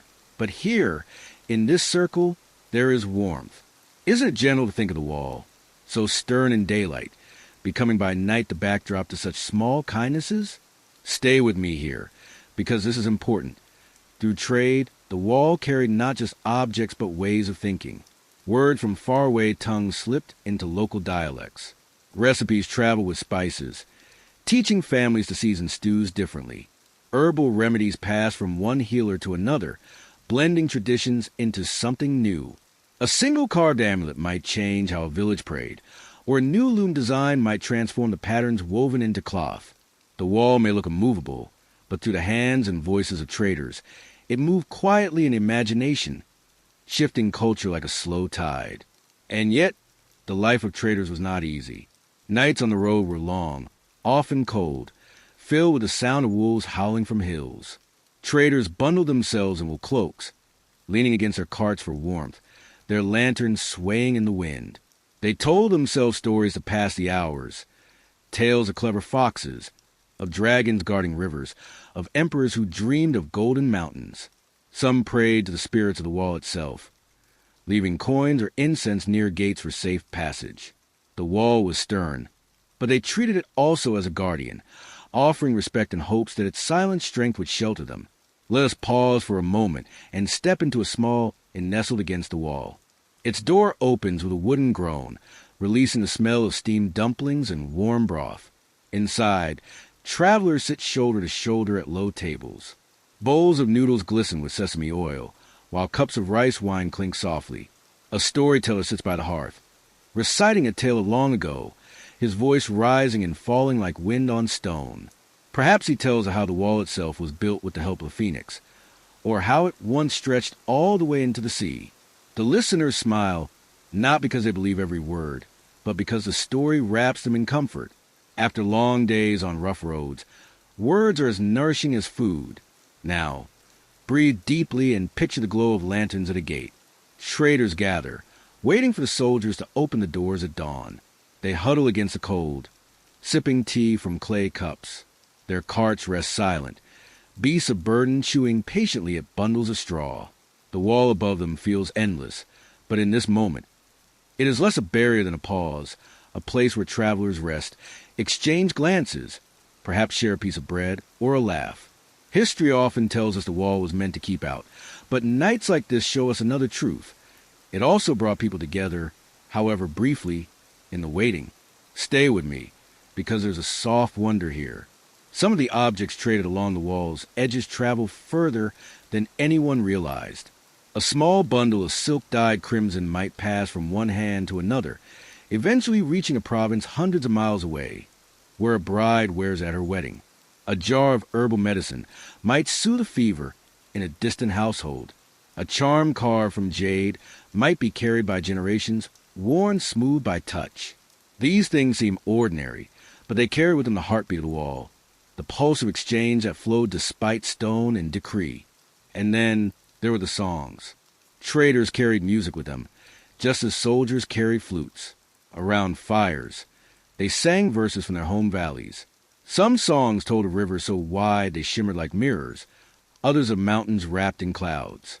As voices blended in the dark, songs traveled with them, weaving melodies into new regions, where children would hum tunes their ancestors had never known. Think of that. The wall, built for division, became a place where music flowed freely, unbounded. Now, let's picture one particular night in detail. The stars blazed cold above, the wall rising like a shadowy ridge. At the gate, traders gather in silence. One man unrolls a rug pattern with geometric designs. Another takes out a clay flute. Another offers dried figs from far away. They trade not only for need, but for delight, for curiosity, for the joy of holding something strange in their hands. They laugh softly, their voices low, not wishing to disturb the sleeping wall. In their laughter, the night becomes gentle and the wall, for all its size, feels suddenly less imposing, more like a silent witness to human exchange. As dawn comes again, the gates creak open, carts roll forward, wheels grinding against stone. Soldiers nod, villagers wave, traders adjust their loads and move on. The wall fades behind them, but what they carry, goods, stories, melodies, lives on in the valleys and cities far beyond. And so, the wall's true legacy is not only in defense, but in the quiet exchanges that happen beneath its shadow, again and again, across generations. Stay close with me now, because in the next chapter, we will follow these threads of exchange further, into the cultural blending that the wall quietly fostered, the way food, language, art, and belief crossed its stones like whispers of wind. But for tonight, let us rest in the glow of a roadside fire, listening to the clink of bowls, the hush of voices, and the soft breathing of oxen, while the great wall rises steady, endless, and calm against the stars. The embers of the trader's fire fade into the hush of dawn, and in that pale light, another kind of story begins to unfold. The story of culture, carried quietly across the stones of the great wall. If you lean closer, you can almost hear it, Not the creak of wheels or the call of oxen, but the softer murmur of ideas passing between hands, between languages, between lives. The gentle twist here is simple, though often overlooked. The Great Wall, for all its height and solemn strength, was never only about keeping worlds apart. It became, paradoxically, a seam that stitched them together. Stay with me. From the silence of night, we will wander through these moments where food, words, art, and faith all seeped across the boundary, weaving a shared human fabric. Picture first the smell of cooking. A traveler unwraps a bundle of spices carried from the far west. At his campfire, he sprinkles them into a pot of rice, and the fragrance drifts on the air. Pepper, anise, perhaps a trace of cinnamon. A soldier wandering close by, drawn by curiosity, watches and then asks for a taste. The flavor surprises him, warming his tongue with something unfamiliar. Later, he describes at home, and before long, someone else tries the same seasoning with millet or noodles. Food travels faster than armies, faster than walls. A single taste becomes a habit, and a habit becomes tradition. And so, in the quiet night kitchens by the wall, you can almost smell history being written in spice and steam. Now imagine words. A trader from beyond the wall carries a different tongue, perhaps speaking haltingly with his Chinese hosts, gestures filling the gaps. Over time, some of his words slip into local dialects, adopted because they're useful or simply because they lingered in the ear. A word for a tool, a phrase for a kind of song, a new way to describe the sky. These find their way across the barrier. The wall could keep soldiers apart, but words like breath pass through its stones. Stay with me here, because it matters. Language is not only sound, it is memory, and memory carried across the wall meant that the line dividing cultures was never sharp, but blurred gently like twilight. As you breathe slowly, picture art crossing too. Traders carried textiles woven in patterns unknown to villagers near the wall. Some carried carved figures of animals. Others brought painted scrolls or charms. Local artisans, inspired by what they saw, try to echo those designs in their own work. A pot might take on a new curve, a woven mat a new motif, a carved roof beam a different flourish. These small changes, copied and reimagined, spread quietly, and within a generation, no one remembered exactly where they had begun. Culture travels invisibly like that, whispering itself into hands that shape clay or carve wood, until it becomes simply part of the way things are done. Stay with me now as we enter a temple near the wall. The incense curls upward, lit by a monk whose robe brushes softly against the stone floor. Around him gather villagers, traders, and perhaps even a soldier or two. Some bring offerings of rice or fruit. Others kneel in silent prayer. The temple itself may blend styles, its beams cut in a local fashion, but its carvings influenced by designs from far beyond. A small statue at the altar, perhaps, was carried through a wall in a traveler's pack. Here is a quiet truth. Faith itself, like water, does not stop at walls. People pray to the same stars, breathe the same incense smoke, and hope for the same safety for their children. The wall, even as it loomed outside, became only the backdrop to these shared moments of devotion. Now imagine music. We touched on songs in the last chapter. But here, let's lean closer to the way melodies crossed. A traveler strums a stringed instrument unfamiliar to the ears of those nearby. Children gather, laughing at the strange notes, but before long, they hum along. Later, a local musician adapts the tune, playing it on his own instrument. Over time, it blends, changing slightly with each retelling, until it becomes something new, yet carrying the echo of that first moment. Music, like breath, cannot be captured by stone. It slips between gates, across campfires, carried in memory, in the stillness of the wall at night. If you listen closely, you can almost hear the faint mingling of flutes and lutes, each voice a reminder that walls cannot silence song. Stay with me, for there's another thread here, stories. Traders told tales of deserts where sand sang in the wind, or mountains so high they pierced the sky. Soldiers added their own stories of battles, but softened in the retelling, becoming more legend than truth. Villagers shared their own myths of dragons, fox spirits, and heroes. These tales crossed a wall in whispers, carried into new valleys where children repeated them under blankets by firelight. A tale once told in one tongue might be retold in another, reshaped but still carrying at heart. And so, the wall, rather than silencing stories, became a grand theater where countless tales overlapped, echoed, and endured. Let's pause in a small roadside inn.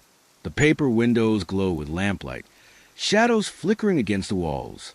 Inside, a storyteller leans close to his listeners, describing a faraway river that gleams silver under moon. His audience sits quietly, bowls of noodles cooling in their hands, their eyes wide. Some in the room have seen such rivers. Others never will.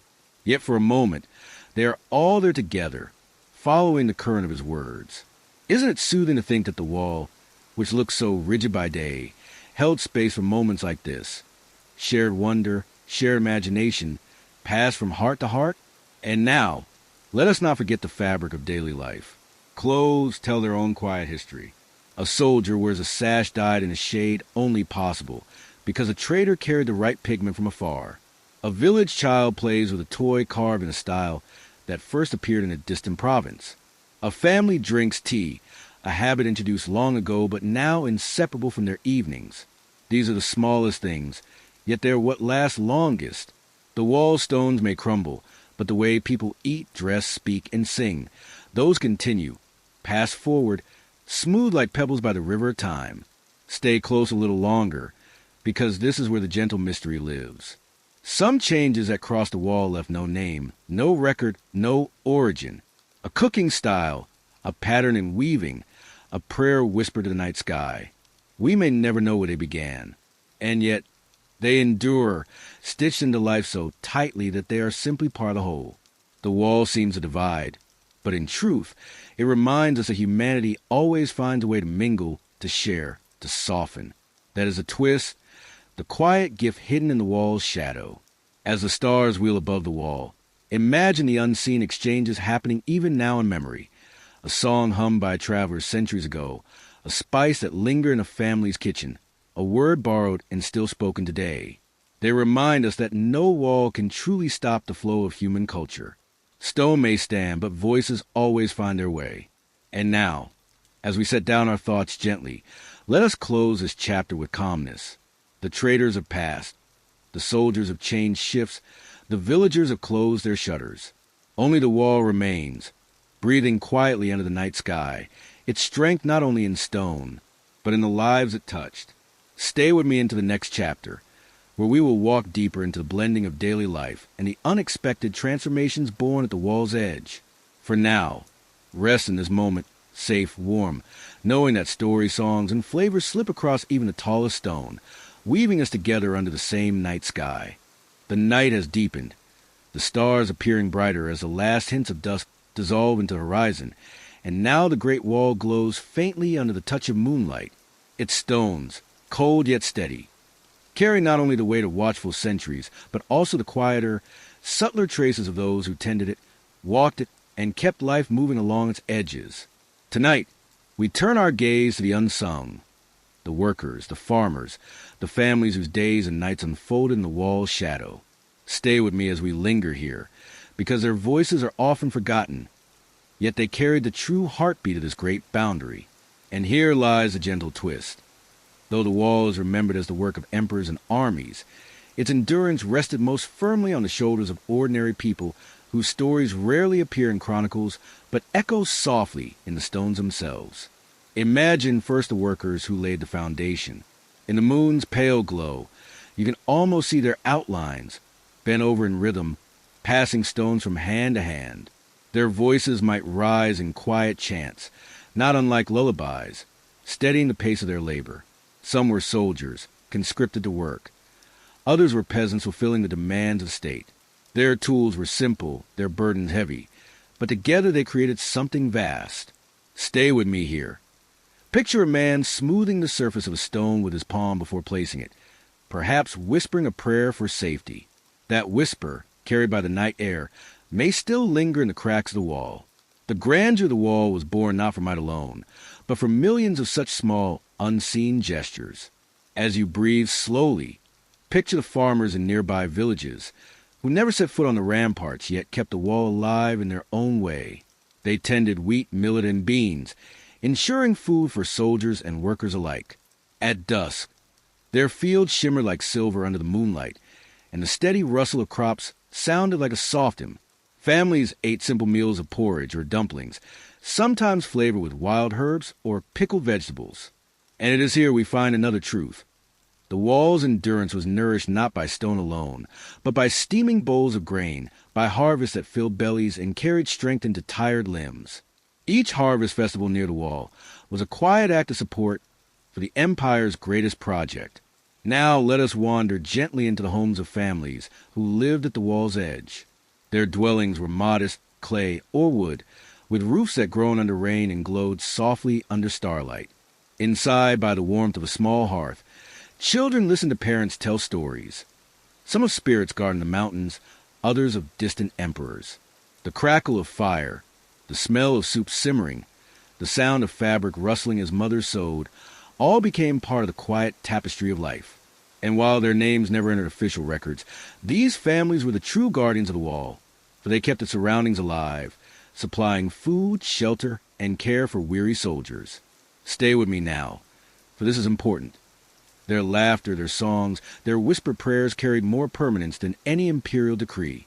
As we walk further into the night, imagine the women who lived in these shadowed villages. They tended households, raised children, prepared food for soldiers passing by, and sometimes even labor on repairs when hands were short. Their songs might float into the night. Soft lullabies sung to children, blending with the steady rhythm of soldiers' footsteps on patrol. The empire rarely recorded their names, yet their lives stitched the wall to the land around it. Without their constant work, the weaving of cloth, the tending of fires, the preparation of meals, the wall would have stood hungry, cold, and brittle. Stay with me. The smallest gestures, often overlooked, are what kept the greatest stone work standing strong. Let us pause now at the feet of an old man, perhaps a craftsman, sitting on a wooden stool at the edge of the wall. By the dim flame of an oil lamp, he carves handle for tools or repairs cracked pots. The night hums around him with insects, and his blade makes a soft, rasping sound against wood. He has never climbed high onto the wall's ramparts, but his work travels there, a handle for a shovel, a clay jug for water, a repaired wheel for a cart. His contribution, though hidden, rests in every soldier's hand, every worker's stride. And isn't it soothing to think that greatness depends not only on those in the spotlight, but also on those who work quietly in the lamplight? Now, picture a group of children playing near the wall at twilight. They run barefoot through the dust, giggling, chasing each other with sticks that become swords in their imagination. Their parents call them home as the night grows darker, and they settle reluctantly, still carrying the laughter of play into their homes. These children will grow up at the wall as their backdrop, its vastness ordinary to them, yet shaping their lives in subtle ways. They will carry its presence into adulthood, speaking of it with familiarity rather than awe. The wall to them is not only an empire's monument, but part of the scenery of home. And in their footsteps and laughter, the wall breathes not with stone, but with life. Stay with me as we walk further into the shadows. Imagine the patrols of soldiers who kept watch by night. Though they belonged to the emperor, they were also sons, brothers, fathers. Some leaned against the parapets when the air grew cold, their breath visible under the moonlight, and thought of families far away. They spoke softly with comrades, shared dried fruit or wine, and sometimes hummed melodies to pass the hours. For every tale of battles at the wall, there are thousands of nights like these, quiet, uneventful, filled with small comforts. And though history forgets them, these nights mattered most, for they were the ones that kept the wall alive in its ordinary rhythm. And what of healers? In the villages near the wall, old women gathered herbs, drying them in bundles by the hearth. When a worker fell ill or a soldier strained his back, these herbs became teas, poultices, or powders. Healers whispered reassurances as they worked, their hands gentle, their voices steady. They were the ones who carried knowledge older than the wall itself, passing it down from grandmother to granddaughter. These hands, though rarely celebrated, allowed others to rise again to their labors, to return to their posts. The wall, vast and enduring, depended on the quiet knowledge of plants and the steady presence of those who cared for the sick. Stay close now, because this is a quiet revelation. The greatness of the wall was never only about emperors or generals. It was written in the lives of countless ordinary people, the ones who cooked, who mended, who prayed, who sang, who healed. Their names are lost, their stories often unrecorded, but their lives left imprints on the wall as surely as the stones themselves. When you breathe slowly into the stars, you may almost feel their presence. The sigh of a farmer after a long day, the hum of a mother's lullaby, the scrape of a craftsman's blade, the laughter of children. These were the true pillars of the wall. And as the night draws deeper, the wall gleams silver in the moonlight, carrying these invisible histories forward. In the hush of this chapter, remember this: stone alone cannot stand. It is breath, song, labor, and love that give endurance to all great works. The wall, so imposing by day, becomes by night a gentle reminder that ordinary lives matter most. Stay with me into the next chapter, where we will continue wandering to the ways the wall shaped not only empires, but hearts. For now, rest with the knowledge that every great monument is also a tapestry of small, tender lives, woven together under the same wide sky. The night folds deeper around us, and the wall seems to shimmer under the touch of moonlight, as though it is secrets it only shares when the world is quiet. We have walked with emperors and builders, with families and healers, and tonight we drift gently into another part of the wall's story.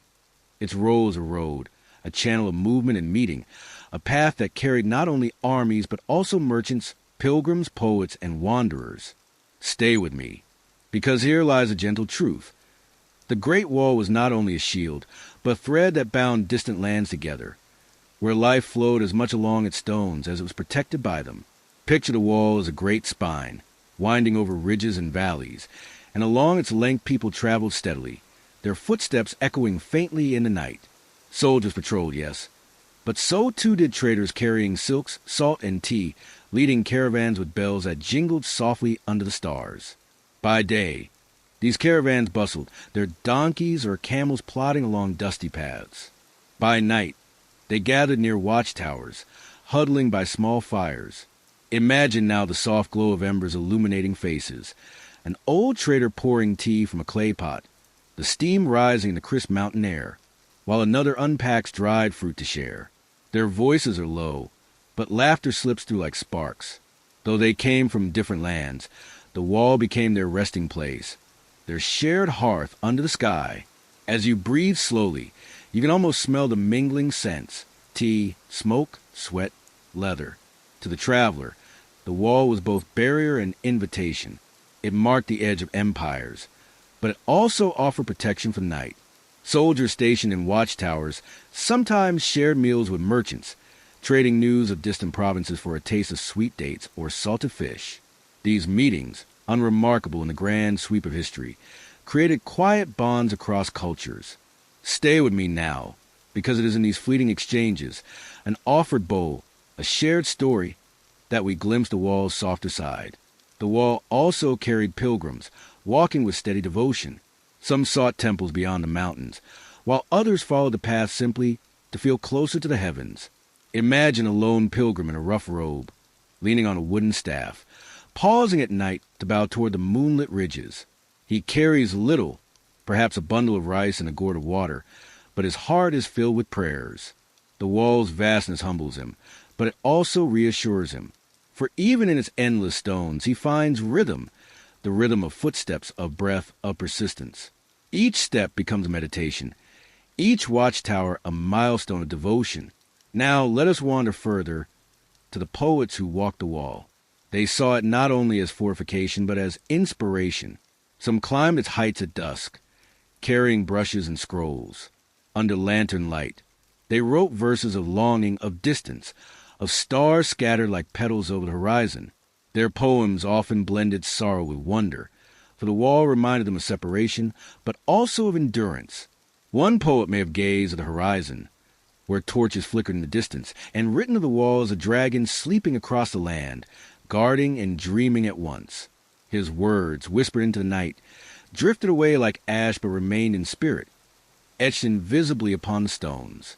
Stay with me here, because the wall's life was not only about defense but about passage. Along its length, families sometimes migrated, carrying bundles, children asleep on backs, and dreams of new homes. They walked beside the wall not with fear, but with hope.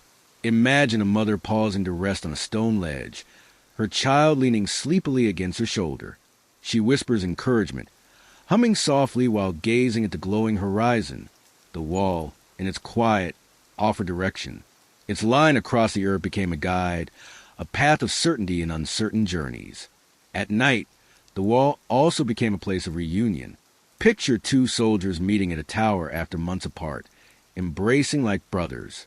Or imagine a traveler from the north reaching a village at the wall's base, welcomed by distant kin who prepared dumplings in his honor. These reunions, warm and unrecorded, gave life to the wall's stones. Under the pale wash of moonlight, the wall became less about empire and more about human connection. Isn't it soothing to think that the same stones that witnessed battles also bore witness to embraces, laughter, and songs of reunion? Let us pause now by a watchtower where merchants and soldiers share shelter. The fire burns low, casting gentle shadows on the walls. One soldier offers a carved wooden charm to a trader, who in turn pours him tea. Their languages may differ, their origins far apart, but in that moment they are simply men resting against the same stones. Outside, the night hums softly, carrying the distant cry of an owl, the whisper of wind through grass. The wall listens, storing not only the sound of armies, but of these quiet exchanges. This is where history rests, not only in grand decrees, but in the warmth of tea, the hum of conversation, the shared silence under stars. Now, imagine a wall as it stretches far into deserts. There, caravans trudge slowly, their pace unhurried. At night, the walls seem to rise from the sand like a guardian, guiding them through the emptiness. Merchants tied bells to their camels, so the sound would soothe the animals and reassure the travelers that they were not alone. The bells rang softly, like lullabies against a vast silence. And in those moments, the wall was not only a monument of stone, but a friend of travelers, echoing their sounds, keeping them company across endless sand. Stay with me as we cross back into mountains. Here the wall becomes steep, its steps rising sharply. At night, torches flicker, their flames wavering against stone. Soldiers climb slowly, their armor clinking quietly. Behind them, a poet lingers, gazing upward. He feels small but also lifted, as though each stone step brings him closer to the stars.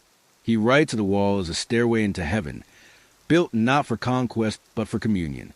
His poem, fragile and fleeting, is left behind on paper, but its sentiment remains here in the stones, waiting for us to notice. So breathe deeply now. Let the image of the wall at night as a road settle into your mind. It was a path of movement, of stories carried forward, of lives intersecting briefly. It was not only where empire defended its edges, but where people met, rested, prayed, and dreamed. Each step along it was a step in a larger human journey. And as you rest here under the stars, know this. The wall may seem fixed, but in truth, it was always moving, alive with footsteps, voices, and the quiet pulse of life flowing along its length. Stay with me into the next chapter, where we will continue to walk this great line of stone, exploring not only what it guarded, but what it gave. For tonight, remember this gentle truth. The wall was not only a wall, but a road, and along it moved the heart of countless generations, carried softly into the night. The night deepens as we wander further along the wall, and the moon has shifted slightly, casting new shadows that seem to stretch like stories across the stones. Tonight, we will linger with the watchtowers themselves, those steadfast companions of the wall that rise like lanterns along its length. By day they are proud silhouettes, but by night they seem to soften, holding within their stones the hush of centuries. Stay close, because here's a gentle secret. Each tower was not only a station of defense, but shelter, a hearth, and sometimes even a home, where people's lives unfolded quietly in rhythm with the seasons. Imagine a watchtower high in the mountains. From afar it appears as a small block of stone against the ridgeline, but as you approach under the starlight, it breathes with presence. Step inside and the air changes. Cool stone walls embrace you, carrying the scent of ash from fires long extinguished. Soldiers once sat here, wrapped in thick woolen cloaks, sipping broth from wooden bowls as snow fell silently outside. They took turns watching the horizon through narrow slits, torches in hand. But when the night was calm, they would tell each other stories, their voices low and steady. Some stories were families far away, others of strange omens or dreams, and some were simply of laughter at shared mistakes. Stay with me now, because here lies the quiet heart of the towers. They were as much about endurance as they were about alertness. Soldiers lit signal fires when danger approached, but on most nights, no fire was needed. Instead, the flames they tended were the small hearts within, warming their meals, their hands, and their spirits. Imagine a pot simmering slowly, filling the tower with the aroma of millet porridge, garlic, and wild herbs gathered from nearby hills. Outside, the walls stretched endlessly, but inside, there was a circle of warmth, a sense of belonging.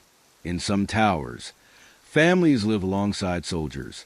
A wife might mend clothing by the glow of a lamp, her children playing softly in the corner, their giggles muffled by heavy stone walls. At night, the children would climb to the top of the tower with their father, pointing eagerly at constellations overhead. To them, the wall was not just a line of defense, but a playground and a teacher, showing them the vastness of the world. One child might ask if the wall touched the sea, and the father, smiling softly, would answer that it stretched farther than their eyes could see, binding land and sky. As you breathe slowly, picture the many lives that passed through these towers. Some men were young, serving their first duty, eyes wide with awe at the enormity of the wall. Others were older, their faces lined with years, who had walked this path many times before. Each left something behind, perhaps a carved name in the stone, perhaps the faint echo of a song sung to pass the time. The towers became keepers of memory, silent but enduring. And even now, if you listen closely, the stones seem to murmur with all those voices at once. The towers also served as beacons. Fires lit atop them could travel astonishing distances, signaling danger or triumph. But imagine those nights when the fires were not of alarm, but of comfort. Small controlled flames and braziers, casting a glow visible to travelers below. For a weary merchant or pilgrim, that glow meant safety, a reminder that they were not alone. Picture a trader trudging through mountain passes, his cart creaking behind him, and then at last he sees the faint orange flicker above. Relief washes over him, and he quickens his step, knowing shelter and company await. Stay with me, for here is another quiet truth. The towers were not only walls of stone, but of sound. By night, their interiors filled with whispers, footsteps, the crackle of firewood. Sometimes, soldiers played simple flutes made of bamboo, their music drifting out into the night air. The melodies were soft, like lullabies, echoing off the hills. Perhaps you can hear it now, faint but steady, the notes carried by the wind, mingling with the rustle of pine. To hear music from a watchtower was to know that even in the loneliness of duty, beauty had a place. The architecture itself was thoughtful. Narrow windows framed the horizon, but they also framed the sky. In quiet moments, a soldier might stand at one of these openings, gazing not for enemies but for shooting stars. The thick walls shielded him from the wind, but his heart lifted with each flicker of light in the heavens. He might whisper a wish, or simply breathe deeply, feeling small yet connected. The towers, though practical, became sanctuaries for such reflections. And there were nights of celebration, too. During festivals, even in remote towers, lanterns were lit and hung from rafters. Soldiers might brew wine from millet, raising small cups and toasts, their laughter spilling out into the cold air. Families nearby brought dumplings or sweets, sharing them with those stationed far from home. In these moments, the wall was not a symbol of separation but of gathering, the towers glowing like stars stitched into the fabric of earth. As the centuries passed, some towers crumbled, their stones scattered into valleys, taken by time. Yet even in ruin, they remained places of pause. Travelers who stumble upon them often rest within, shelter from the wind. Perhaps a shepherd might spend a night in a half-collapsed tower, his sheep huddled nearby, while he lights a small fire and hums a song. The tower, though broken, continues its purpose, providing shelter, carrying memory, standing steady under the stars. So breathe deeply now, and let the image of these towers fill your mind. They are not just stones stacked in height. They are vessels of lives lived, songs sung, meals shared, and dreams dreamed.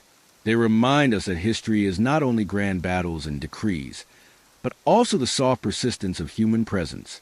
A tower on a ridge, glowing faintly at night, becomes a reminder that wherever people dwell, they leave warmth behind.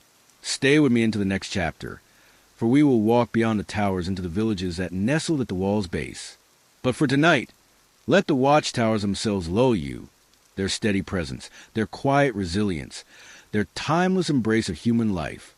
The wall stretches endlessly, but it is in these small shelters, glowing softly under stars, that its heart truly beats. The night carries us onward, deeper into folds of history, and as we follow the stones of the wall under silver moonlight, our path leads gently down toward the villages that grew in its shadow. These settlements, tucked at the foot of the wall or nestled along its winding ridges, were as essential to its story as the emperors who ordered its construction or the soldiers who patrolled its length. Without these villages, without the hands that sowed fields, carried water, wove cloth, and cooked meals, the wall could not have endured. Tonight, stay with me as we step quietly into those villages after nightfall, when the lamps flicker low and the everyday lives of people unfold in rhythms as steady as the stars. Imagine walking down a stone path at the base of the wall. The sound of your steps is softened by packed earth and scattered straw. The air is filled with the scent of wood smoke rising from chimneys, mingling with the sweetness of steaming rice. Lanterns glow dimly in windows, their light filtered through paper screens painted with simple patterns of birds or flowers. You hear the low murmur of voices, laughter punctuated by the clink of bowls. A dog barks once, then settles again, curling near the doorway. These are not moments captured in records or chronicles, but they are the heartbeat of the wall's history. The ordinary, the intimate, the human. Stay with me here, because the truth of the Great Wall lies as much in kitchens as in palaces. Consider the families who lived near its base. By day they labored in fields, growing millet, wheat, soybeans, or tending orchards of pears and apricots. Some tilled the soil with oxen, their children scattering seeds with playful precision. Others harvested bundles of reeds by rivers, weaving mats and baskets that would later carry stones or food to the wall. At night, the fields fell quiet, and these families gathered around hearths. Meals were simple yet sustaining, bowls of noodles and broth, dumplings filled with cabbage, steamed buns with bits of pork or beans. The crackle of firewood mixed with the rhythm of chopsticks tapping porcelain, and when the seasons turned cold, the hearth became the village's center. Families sat close together, warming their hands, telling stories that had been passed down for generations. One elder might recount the tale of how the wall was first ordered by the emperor, her voice weaving history into myth. Another might share a fable of fox spirits that roamed the hills at night, watching travelers with glowing eyes, but never harming those who were respectful. Children would listen wide-eyed, drifting into drowsiness before the fire, their dreams carrying them into the world of their ancestors' voices. Now let's pause at the village square, where life pulsed in rhythm with the moon. During festivals, the square glowed with lanterns strung overhead, their colors warm and soft. Musicians played lutes and flutes, while dancers moved in circles, their sleeves flowing like water.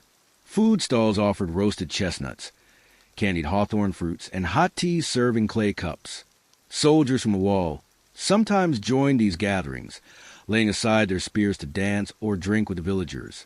The boundaries between duty and home blurred, and for a night, everyone became simply human, bound by song, food, and the comfort of community. But not every night was filled with celebration. There were also the quiet evenings, when a mother stitched by lamplight, her needle glinting faintly, while her husband repaired tools beside her. A grandmother rocked a child to sleep, humming a lullaby whose melody was as old as the mountains. Outside, a neighbor might pass by, offering a nod of greeting through the soft dark. The wall loomed nearby, silent but present, its stones reflecting the moon. To the villagers, it was not only a fortress, but also part of the landscape, as familiar as a river, as steady as the sky. Stay with me, because here lies a gentle twist. While the wall is remembered for emperors and armies, it was these villages that kept it alive. Farmers brought grain and firewood to the garrisons. Craftsmen carved wheels and made bricks. Women wove cloth for uniforms, dyed in hues of indigo and brown. Children carried water to workers or sang songs to lighten the mood. The wall may appear stone, but beneath its surface it is woven with threads of village life. Each meal prepared, each tool sharpened, each story told by lamplight was part of the wall's endurance. And there is more still. Imagine a traveling healer arriving at a village by the wall, his satchel filled with herbs, ginger, ginseng, chrysanthemum flowers. He would set up by the square, tending to both soldiers and farmers, brewing teas to ease coughs or applying poultices for weary muscles. At night, he might sleep in a villager's home, grateful for a place by the fire. His knowledge, like the wall, was passed along carefully, stone by stone, word by word, through generations. Villages were not only homes but repositories of wisdom, each family guarding traditions of food, medicine, craft, and song. Now, let us walk softly past the stables. Horses neigh quietly within, their breath rising like mist in the cold night. A young boy brushes one gently, whispering to it as though to a friend. His father taught him to care for the animals, for they were vital to carrying goods and messages along the wall. At dawn, these horses would set out again, but for now they rest, content in their stalls. The boy's whispers are tender, the kind of unrecorded affection that keeps history alive not in monuments, but in gestures. Picture, too, the weaving rooms, where women sat at looms by lamplight, the soft thud and pull of threads creating a steady rhythm. Fabrics took shape slowly, woven with patience. Some cloth would become clothing for families, while others would be sent to soldiers stationed far away. In this way, the villagers' hands stretched along the wall itself, binding them to lives they might never meet. It is soothing to think that even in isolation, the act of weaving, farming, or cooking became a way of connecting to something larger. As you breathe deeply, imagine now the sounds of these villages at night. The rustle of bamboo outside, the low hum of insects in summer, or the crunch of frost underfoot in winter. A rooster might crow too early, its voice echoing in the stillness. And always, behind it all, the quiet presence of the wall, its stones whispering like an ancient companion, absorbing the lives unfolding around it. Stay close, because in a moment we'll slip into the dreams of the villagers themselves. A child dreams of climbing the wall to touch the stars. A farmer dreams a harvest so plentiful it fills every basket. A soldier stationed in a tower dreams of returning home, welcomed with steaming bowls and open arms. These dreams, unspoken, became part of the wall's spirit, carried silently along its ridges. They remind us that history is not only built in daylight, but also shaped in the intimacy of night, in the world of sleep and imagination. So rest here with me in the village by the wall. Feel the warmth of the hearth, the rhythm of looms, the soft laughter carried on the breeze. Know that these villages, though small and humble, were the lifeblood of the wall's great expanse. And as we move forward into the next chapter, we will carry with us the gentle truth that the stones of the wall were held in place not only by mortar, but by meals, stories, and songs, the unseen but enduring work of countless hands. The night air lingers cool as we drift farther along the winding stones of the Great Wall, and tonight our path takes us upward, toward the watchtowers that punctuate its length like steady lanterns in the darkness. These towers, square and solemn, rise from the ridges, as if they themselves were born from the mountains. In daylight, they seem stern, designed for vigilance. But at night, beneath the moon and the slow passage of stars, they take on another quality. Quiet sanctuaries, cradling not only soldiers on duty, but also their thoughts, their silences, and the fragile comforts they carried into long hours of waiting. Stay with me, because as we step inside a watchtower after dark, you'll find it is less a place of stone than a vessel for countless lives lived in stillness, between vigilance and yearning. Imagine approaching one such tower as twilight deepens. Its outline stands clear against the dim sky, sturdy and resolute. You step through a low arch, ducking slightly as the cool air greets you. Inside, the space is simple. Thick walls of brick, a narrow stairwell leading upward, and alcoves where soldiers once rested. The floor bears faint traces of soot, reminders of small fires kindled for warmth. Against one wall, a jar of water stands beside stacked bundles of dried millet cakes, provisions for nights when hunger gnawed but relief was far away. The tower is not grand, not luxurious. And yet, for those stationed here, it was both a duty and a home. Now pause with me at the top. You climb a few stone steps and emerge into an open platform, where the world stretches endlessly in every direction. The mountains roll in dark silhouettes, valleys hidden in shadow. The wall itself glides into the horizon like a river of stone, dotted here and there with other towers glowing faintly under moonlight. Soldiers once stood here, leaning against the battlements, eyes scanning for distant fires or the stir of movement. But in truth, most nights were uneventful. It was in these long, quiet stretches that the human side of the watchtower revealed itself. Picture a young guard standing here centuries ago. His spear rests against the wall, his hands warmed by a small clay brazier at his feet. He gazes into the distance, but his mind drifts to the memory of his village, his family, the warmth of a hearth he has not seen in months. In the silence, he begins to hum a tune his mother once sang, low and steady, a thread of comfort weaving through the stillness. Another soldier joins him, leaning casually, and together they share a flask of rice wine. The watchtower, for a moment, becomes less a fortress and more a balcony of companionship. Stay with me, because here lies a gentle twist. Though the watchtowers were built for vigilance, many nights they became places of quiet creativity. Some soldiers carved poems into the bricks, short verses about the moon, the mountains, or longing for home. Others carried brushes and ink, writing letters that would be sent with passing messengers when dawn arrived. The walls, though intended for defense, absorbed the tenderness of poetry and the vulnerability of human hearts.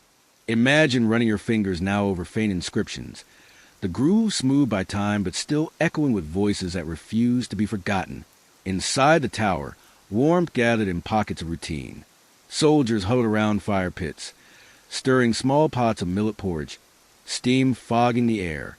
They ate slowly, savoring each bite, while speaking of past harvests or of rivers they once fished.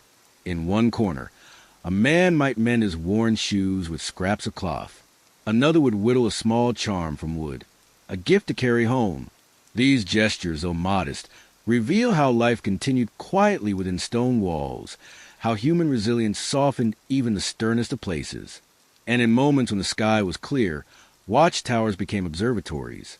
Soldiers tilted their heads back, tracing constellations as their ancestors had done. They read the heavens not only for guidance, but also for solace, seeing patterns that tethered them to an ancient rhythm. A guard might whisper to a companion, pointing out the North Star, steady and unwavering. Together they would breathe easier, reassured that even as empires shifted and seasons changed, the stars remained constant, silent guardians above, stone guardians below. Stay close, because another layer waits quietly beneath this. Watchtowers were not only shelters, but places of communication. In times of need, signals were sent from one tower to the next, flames by night, smoke by day. Imagine the sudden flare of a torch, bright against the darkness, mirrored by the next tower, then the next, until the message rippled across miles. It was a language of fire and smoke, simple yet powerful, binding distant garrisons into one shared vigilance. And though we often picture these signals as cries of alarm, many nights passed without urgency.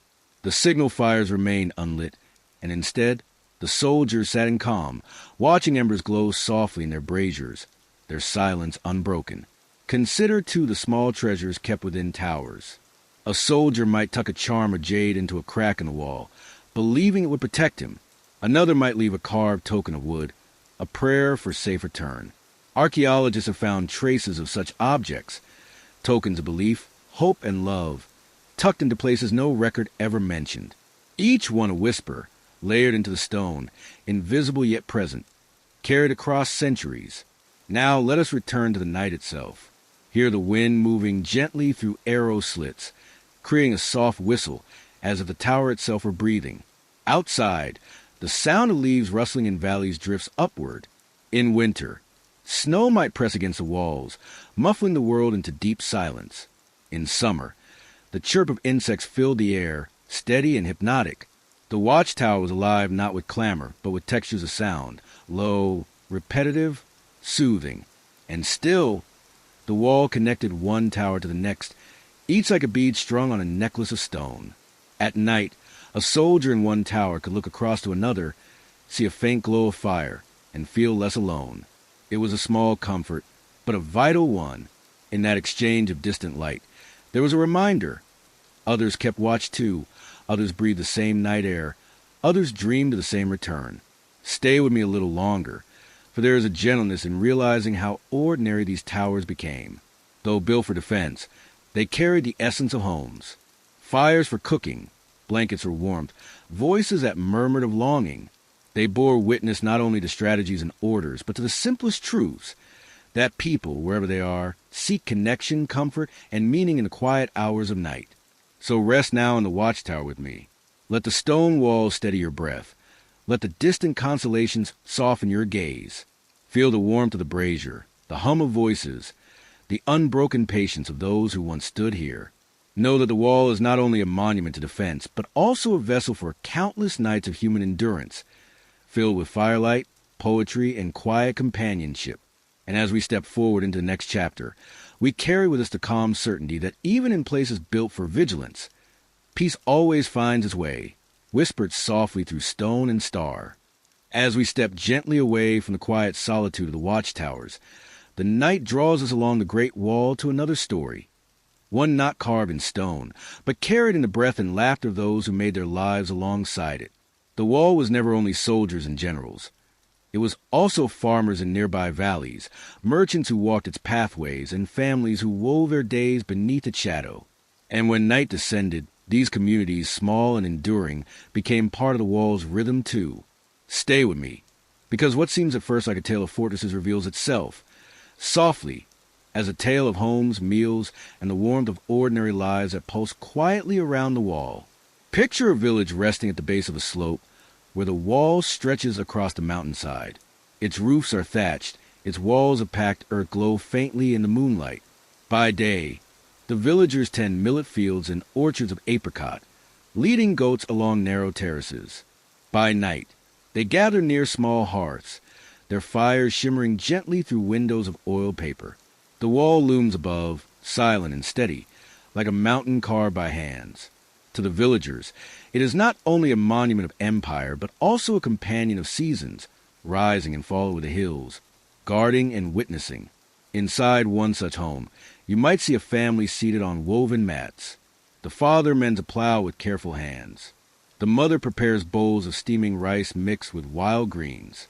Children whisper drowsily, leaning against her shoulder as the scent of wood smoke curls upward. Outside, the sound of a dog barking drifts into the night, followed by silence. And when they glance toward the wall, its outline etched against the stars, they feel both protected and humbled, reminded that their small lives are woven into something vast. But here lies a twist. Many of these villagers were not passive observers of the wall. They were its builders, its caretakers. Generations before, their fathers and mothers had hauled stones, mixed mortar, carried timber up steep ridges. The wall rose not from the hands of few, but from the endurance of many. And though the empire claimed its grandeur, the memory of toil remained alive in villages.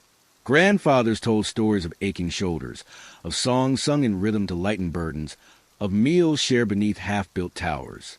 In this way, the wall was not only seen as distant or foreign, it was theirs, threaded to their bloodlines, remembered in callous hands.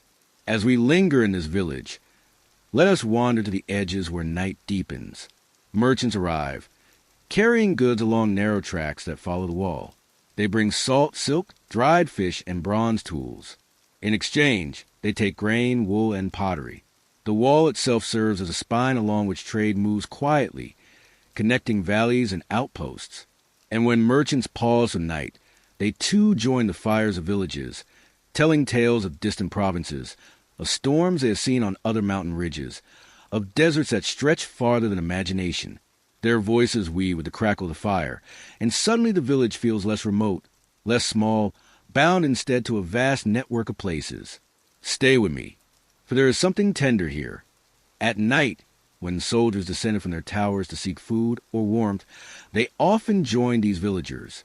A soldier might trade a strip of cured meat for a bowl of steaming soup, or leave behind a story in return for a place by the hearth. In such exchanges, the wall softened. It became not only a line of separation, but also a bridge between military and civilian life, a meeting ground where lives touched gently. And what of celebrations? Even under the shadow of duty, villages celebrated the rhythms of the year. Lantern festivals lit the sky with soft glows, mirrored by the stars above the wall. Farmers sang harvest songs, their melodies drifting up the slope, reaching the towers like a lullaby.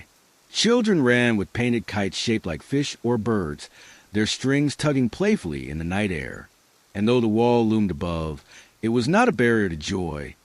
It was a backdrop, a steadfast witness to the continuity of human cheer. Imagine also the quieter moments.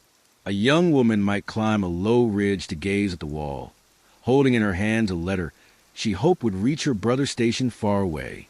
She whispers his name, her words carried into the night wind. Though the wall is vast, in her heart feels like a thread, connecting her voice to his distant ears. The wall, in this way, became a medium not only of defense or empire, but of longing, a tangible line people projected their hopes upon. Now let us walk along a path between fields. The soil still carries the scent of the day's work. The wall rises beside us, and with every step we sense its endurance. Farmers who walked the same path centuries ago would pause to look at the same outline. Perhaps they too wondered at the enormity of it, wonder how such stones could be set so high. And yet, after that pause, they returned to their tasks, plowing, planting, feeding, loving, the things that have always sustained life more deeply than walls. Stay close, for another image comes into view. At night, under full moonlight, families sometimes carried offerings to small shrines near the wall.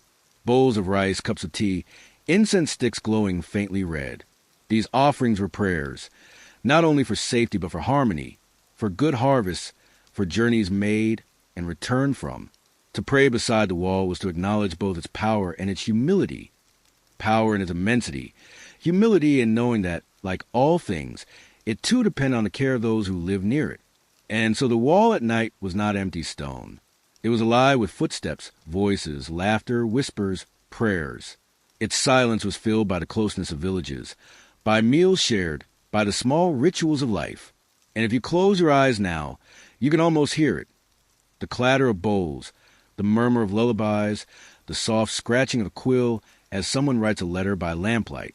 Each sound mingling with the faint sigh of wind through battlements, blending into a harmony that endures even now.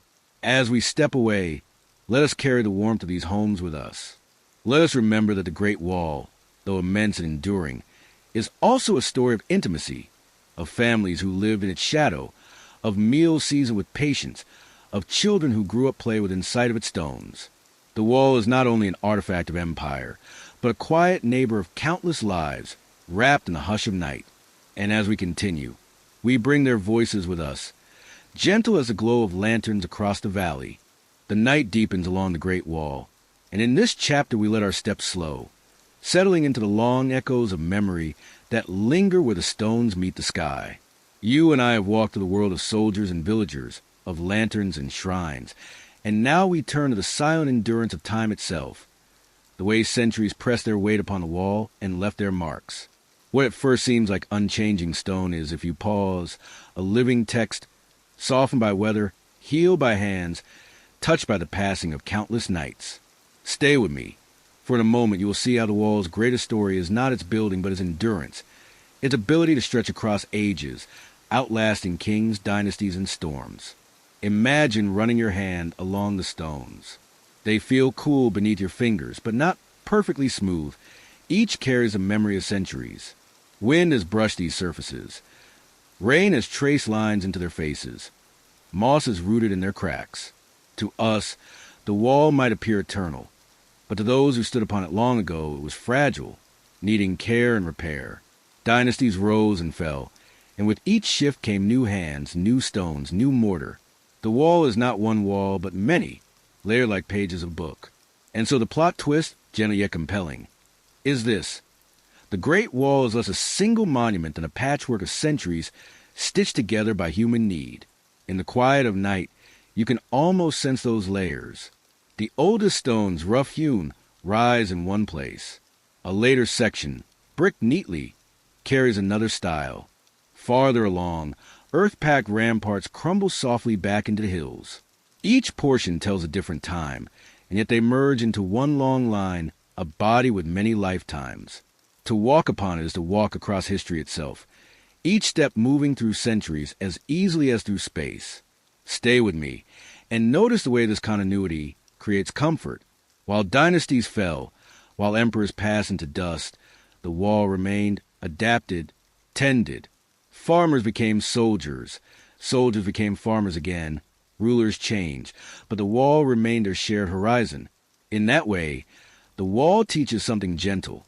Survival is not about perfection or permanence, but about resilience, about being willing to change and endure. If you close your eyes, you can imagine the sound of work along the wall through different ages. In one moment, heavy wooden wheels creak as carts carry stone. In another, the clang of chisels rings through a Ming Dynasty morning. Later, silence falls as a section collapses to ruin, overgrown with vines and grass. Then, hands return, villagers patching the breaches, replacing stones, reviving it for yet another generation. The wall has breathed in this rhythm. Effort, decay, repair, decay again, renewal. It has never been static. Let us wander into the imagery of weather. Storms have struck these battlements, lightning flashing across dark skies, rain hammering the stone. Winters coated it in snow, each tower wearing a crown of white. Summers baked its bricks until they shimmered with heat. Through all of it, the wall endured. And when night fell as it does now, the stars watched quietly, unchanged even as dynasties shifted below. It is in this contrast, the fleeting lives of humans against the steady endurance of earth and sky, that the wall takes on its quiet majesty.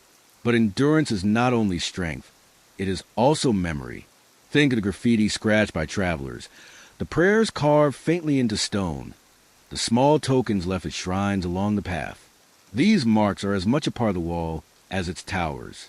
They remind us that it is not merely empire structure, but a gathering place of countless individuals. One soldier's initials, etched with sharp stone, linger still. One poem, written in brush and ink on plaster, faded but never lost, whispers of longing. One charm, buried in mortar, carries the hopes of a mason who prayed his wall would stand. The wall is a vast archive of human touch. Stay close, for another gentle turn comes here. In many ways, the wall has been shaped less by empire than by ordinary people who repaired it, sheltered near it, reused its stones for homes and wells when neglect came. In these quiet acts, the wall became part of life itself. It ceased to be simply military. It became domestic, agricultural, spiritual. Its stones became seats for farmers, perches for children, foundation for shrines. The wall was empire's dream, but became the people's companion. As the night deepens, let's imagine standing on a ruined section where grass grows between the bricks. The moonlight falls gently across the uneven stones. Somewhere in the valley below, a night bird calls. You feel the cool air, scented faintly of pine and soil. And in that moment, the wall feels less like a fortress and more like a mountain path, a place where time folds in on itself. You are present, but so are the echoes of all who walked before and all who will walk after. And now, let's think of the wall as a symbol of connection. Though built to divide, it has, across centuries, drawn people together. Travelers follow its path. Pilgrims pause at its shrines. Poets climb its towers for inspiration. Even now, it welcomes footsteps from every corner of the world. Its endurance is not only stone but meaning, reshaped by each generation. For some it was defense, for others pride. For many now, it is heritage and wonder. And so the wall at night, under the stars, is also a bridge across time. Stay with me just a little longer. Imagine rain falling softly upon the wall. The drops gather on moss, trickle down cracks, pool in low stones. Each drop is temporary, vanishing in a moment, but together they shape the stone across centuries. So, too, with human lives. Each small, each fleeting, yet together they build history. The wall endures not because of one emperor or one dynasty, but because of countless hands, countless drops of effort, laid one after another. As we close this chapter, let's return to that first gentle twist. The wall is not one thing, not one age, not one empire. It is many layered, fragile yet enduring, patched and repatched, living and reliving. Its greatness lies not in unbroken stone, but in brokenness healed, in decay followed by renewal. And that, perhaps, is a lesson it offers in the hush of night. To endure, you do not need be unchanging. You need only to be steady, to return again, to rise after each fall. And so we step softly onward, carrying with us the comfort that the wall, like life itself, is a mosaic of resilience, lit tonight by the steady watch of the moon. The night lies heavy and calm along the ridges where the great wall winds like a river of stone. In this quiet chapter, let us lean into the hush of its spiritual side. The way it was not only a line of defense or a path for soldiers, but also a place where people turned their eyes upward and sought meaning beyond the material. The Great Wall at night was not simply rock and mortar, but a vast canvas upon which generations projected their prayers, their fears, their hopes. Stay with me, for as we walk further, you will see how the wall became a sanctuary of the spirit, holding not only armies, but also whispers of eternity. Imagine the scene, a lonely watchtower under the full moon. Inside, a soldier tends a small altar, nothing elaborate, just a stone shelf holding an incense stick, a bowl of millet, and a carved talisman. The smoke rises gently, curling into rafters, mingling with the scent of pine carried through the narrow window. He bows 3 times, his breath slow, his thoughts soft. In that moment, the Great Wall is not empire's arm, but quiet temple in the sky, a place where the human heart seeks balance with heaven. The gentle twist lies here. Though the wall appears to be a barrier, in truth, it often serves as a bridge, linking the earthly to the divine. Villagers built shrines along its base, lighting lanterns that flickered against its stones. Monks carried sutras to its towers, chanting under the stars. Taoist wanderers traced talismans upon its bricks, believing the wall itself could channel energy, protecting not only borders but the harmony of the land. To stand on the wall at night was to feel close to heaven, lifted above valleys, surrounded by wind and stars. Stay with me, and let us drift through one such night.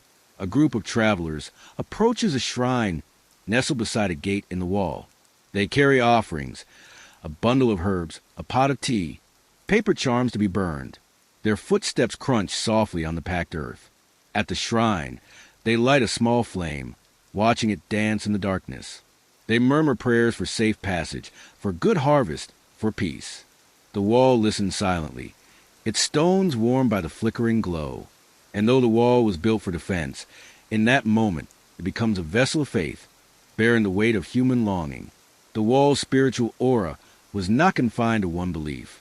Confucian scholars climbed its steps to reflect upon duty and virtue, writing lines of poetry that liken the wall to the moral strength of a righteous person. Buddhists carved niches into its flanks, placing small statues of the Buddha, offerings of lotus flowers, reminders that compassion too could be a fortress. Taoists spoke of the wall as a dragon coiled across the mountains, a living channel of energy guiding the balance of the earth. Each perspective saw in the wall something beyond stone, something eternal. Pause with me and imagine the sky above. On clear nights, the Milky Way arched in silver over the wall. Soldiers and villagers alike gazed upward, reading constellations, telling stories of celestial animals, of heroes who dwelled among the stars. To them, the wall was not only a guardian of earth, but a mirror of heaven's order. Each tower seemed to align with a star, each curve echoing the pattern of constellations. In their hearts, the wall was not random. It was written into the cosmic order destined to be. And what are the rituals that unfolded beneath moonlight? In times of fear, when rumors of raids spread, when illness touched a village, people gathered by the wall to burn incense, to drum softly, to chant for protection. The wall, massive and unmoving, became a symbol of strength they could lean upon. Its towers became altars. Its stones became prayer walls. Even the act of touching the wall, of pressing a palm against its bricks, carried meaning, a transfer of strength from stone to skin, from empire to individual. Stay with me, for a gentler image emerges. On quiet nights, lovers met at shrines near the wall. They tied red ribbons to branches, believing the wall itself would bless their union. In this way, the wall became a witness not only to wars and defenses, but to tender vows whispered in moonlight. Imagine them, seated beneath a willow tree, the wall rising behind them, its outline bathed in silver light. Their hands clasped, their laughter soft, their future uncertain yet comforted by the vastness around them. The wall was their witness, as it was for countless others. Let us wander now to the monasteries that dotted mountains near the wall. From their wooden halls, monks looked up to the battlements. The rhythm of bells carried on the night air, mingling with the watchman's call from the tower. Two worlds touched, one devoted to defense, the other to enlightenment, and yet both found resonance in the same stones. Both lifted their gaze beyond the horizon. The wall became a thread binding them. Defense and devotion, body and spirit, human effort in heaven's mystery. As the night deepens further, imagine standing upon the wall with a lantern in hand. You hold it against the dark, and its glow illuminates only a few steps ahead. Beyond that, shadow. Yet the stars above stretch endlessly. This is the way the wall itself feels, a narrow strip of light in the vast unknown, guiding but never fully revealing. And in that recognition lies a heart of faith, not certainty, but trust in each step. Trust that what lies ahead will be met with courage. Stay close. Think of the silence after prayer, when the incense burns low, when the chanting fades. The night becomes still, the wall returning to its quiet watch. Yet something lingers, the sense that the wall is not only stone but a companion, holding the whispered words, carrying them into the sky. This is what makes the wall more than architecture. It is a memory keeper, a silent monk of stone, holding vigil through centuries, reminding us that spirit can dwell even in walls. As we near the end of this chapter, let us gather what we have seen. The wall at night is not only history, it is also sanctuary. It bore armies, yes, but it also bore prayers. It separated, yes, but it also connected heaven and earth. It endured storms, yet also endured as a symbol of hope, of trust, of human longing reaching upward. And tonight, under the same stars, it continues to hold that role. You and I, in this gentle moment, are part of its story too. And so we walk forward, carrying the hush of prayer, the glow of lanterns, the whisper of sutras in the wind. In the next chapter, the wall will show us yet another side, its role as inspiration for poets and dreamers. But for now, let us linger in this temple of stone beneath the night sky, breathing slowly, safe and unhurried. The night has grown deepest now, and we arrive at our final chapter, where the wall itself seems to taper into silence. After all the journeys, through towers, gates, markets, and temples, we end not with grand fanfare, but with a gentle bow to the quiet endurance of time. The great wall at night is no longer a monument of defense, nor even solely a bridge of spirit, but a lullaby carved into mountains, an endless path that teaches rest. Stay close with me, for as we close the story together, we will let its stones become pillows for thought, its ridges blankets for the imagination, and its stars companions for the soul. Imagine yourself at the farthest stretch of the wall, where it trails off into crumbled stones kissed by grass and ivy. Here, the wall does not shout empire or armies. It sighs of age and patience. The moon lies low, silvering the ruins, softening them into shapes like resting animals. The stones are not broken, but sleeping, as if the wall itself has earned its rest. And in that realization lies a gentle twist. Though the wall was once the strongest defense of all, its truest strength is in how it teaches us to rest without fear, to endure by yielding, to last by letting go. Stay with me here. Listen to the night wind, brushing through wild flowers that grow between cracks in the stone. Once, soldiers stood where those flowers bloom, their eyes fixed on horizons. Now, the blossoms sway and the land is at peace. The wall, though weathered, has not vanished. It has become one with the mountains it once crowned. It reminds us that nothing is lost, only transformed. And so it whispers a lesson to us. Your stories, too, will endure, though their shapes may change. Picture a solitary traveler pausing at this ruined stretch long ago. He leans against a stone, unburdening himself after a long road. He removes a satchel, takes out a scroll, and writes a simple poem. The wall is long, but the stars are longer. The stone is strong, but the night is stronger. I am small, yet I endure. He leaves the scroll tucked in a crevice, not for others to find, but for the wall itself, as if the stones might keep it safe. Perhaps you can feel it now, that same desire to leave behind a word, a breath, a memory, knowing that the world will hold it kindly. As you breathe slowly, imagine a wall beneath you is alive with centuries of footsteps. Soldiers, merchants, monks, children, all walked here, their lives leaving soft imprints that still echo faintly. With each step you take in your mind, you join them, not as a warrior or a builder, but as a dreamer. And in that dream, the wall is endless, stretching across not only mountains but time itself. It carries us gently, without hurry, from waking into rest, from effort into ease. Stay with me, because here lies the soft heart of our journey. The wall is a reminder of continuity. Empires rose and fell, banners changed color, names of rulers are forgotten. Yet the wall remained, like a steady breath across a land. It teaches that what is fragile in the moment may be lasting in memory, and what seems unyielding may, in the end, soften into beauty. To lie under its shadow is to feel safe, because it has already endured more than we ever will. And now, imagine the wall at dawn, not the bright, bustling dawn of armies, but the hushed dawn when mist still blankets the valleys. The wall rests under that mist, as if wrapped in a blanket. Birds stir quietly, their calls muffled. A farmer rises in a distant village, lighting a small fire, smoke drifting to meet the fading stars. Life continues, gentle and unhurried, and the wall looks on, its stones bathed in pink light. This image is not a defense, but a blessing. The wall blessing the land blessing the wall, both existing together in peace. Think of the countless dreams dreamed upon this wall. Soldiers drifted to sleep in its towers, hearing wind against the shutters. Children fell asleep in villages below, their last sight before closing their eyes the wall's shadow against the moon. Travelers laid their heads upon packs, resting against its stones, the stars above their blanket. And you, now, as you close your eyes, you join them, part of this unbroken chain of dreamers held in the arms of the wall. Stay with me a moment longer. The great wall at night is not finished, nor is it gone. It continues to whisper through the hills, reminding us of patience, of endurance, of softness. It reminds us that history itself is not loud, but quiet, told through meals cooked in towers, through songs sung by flutes, through prayers whispered by lantern light.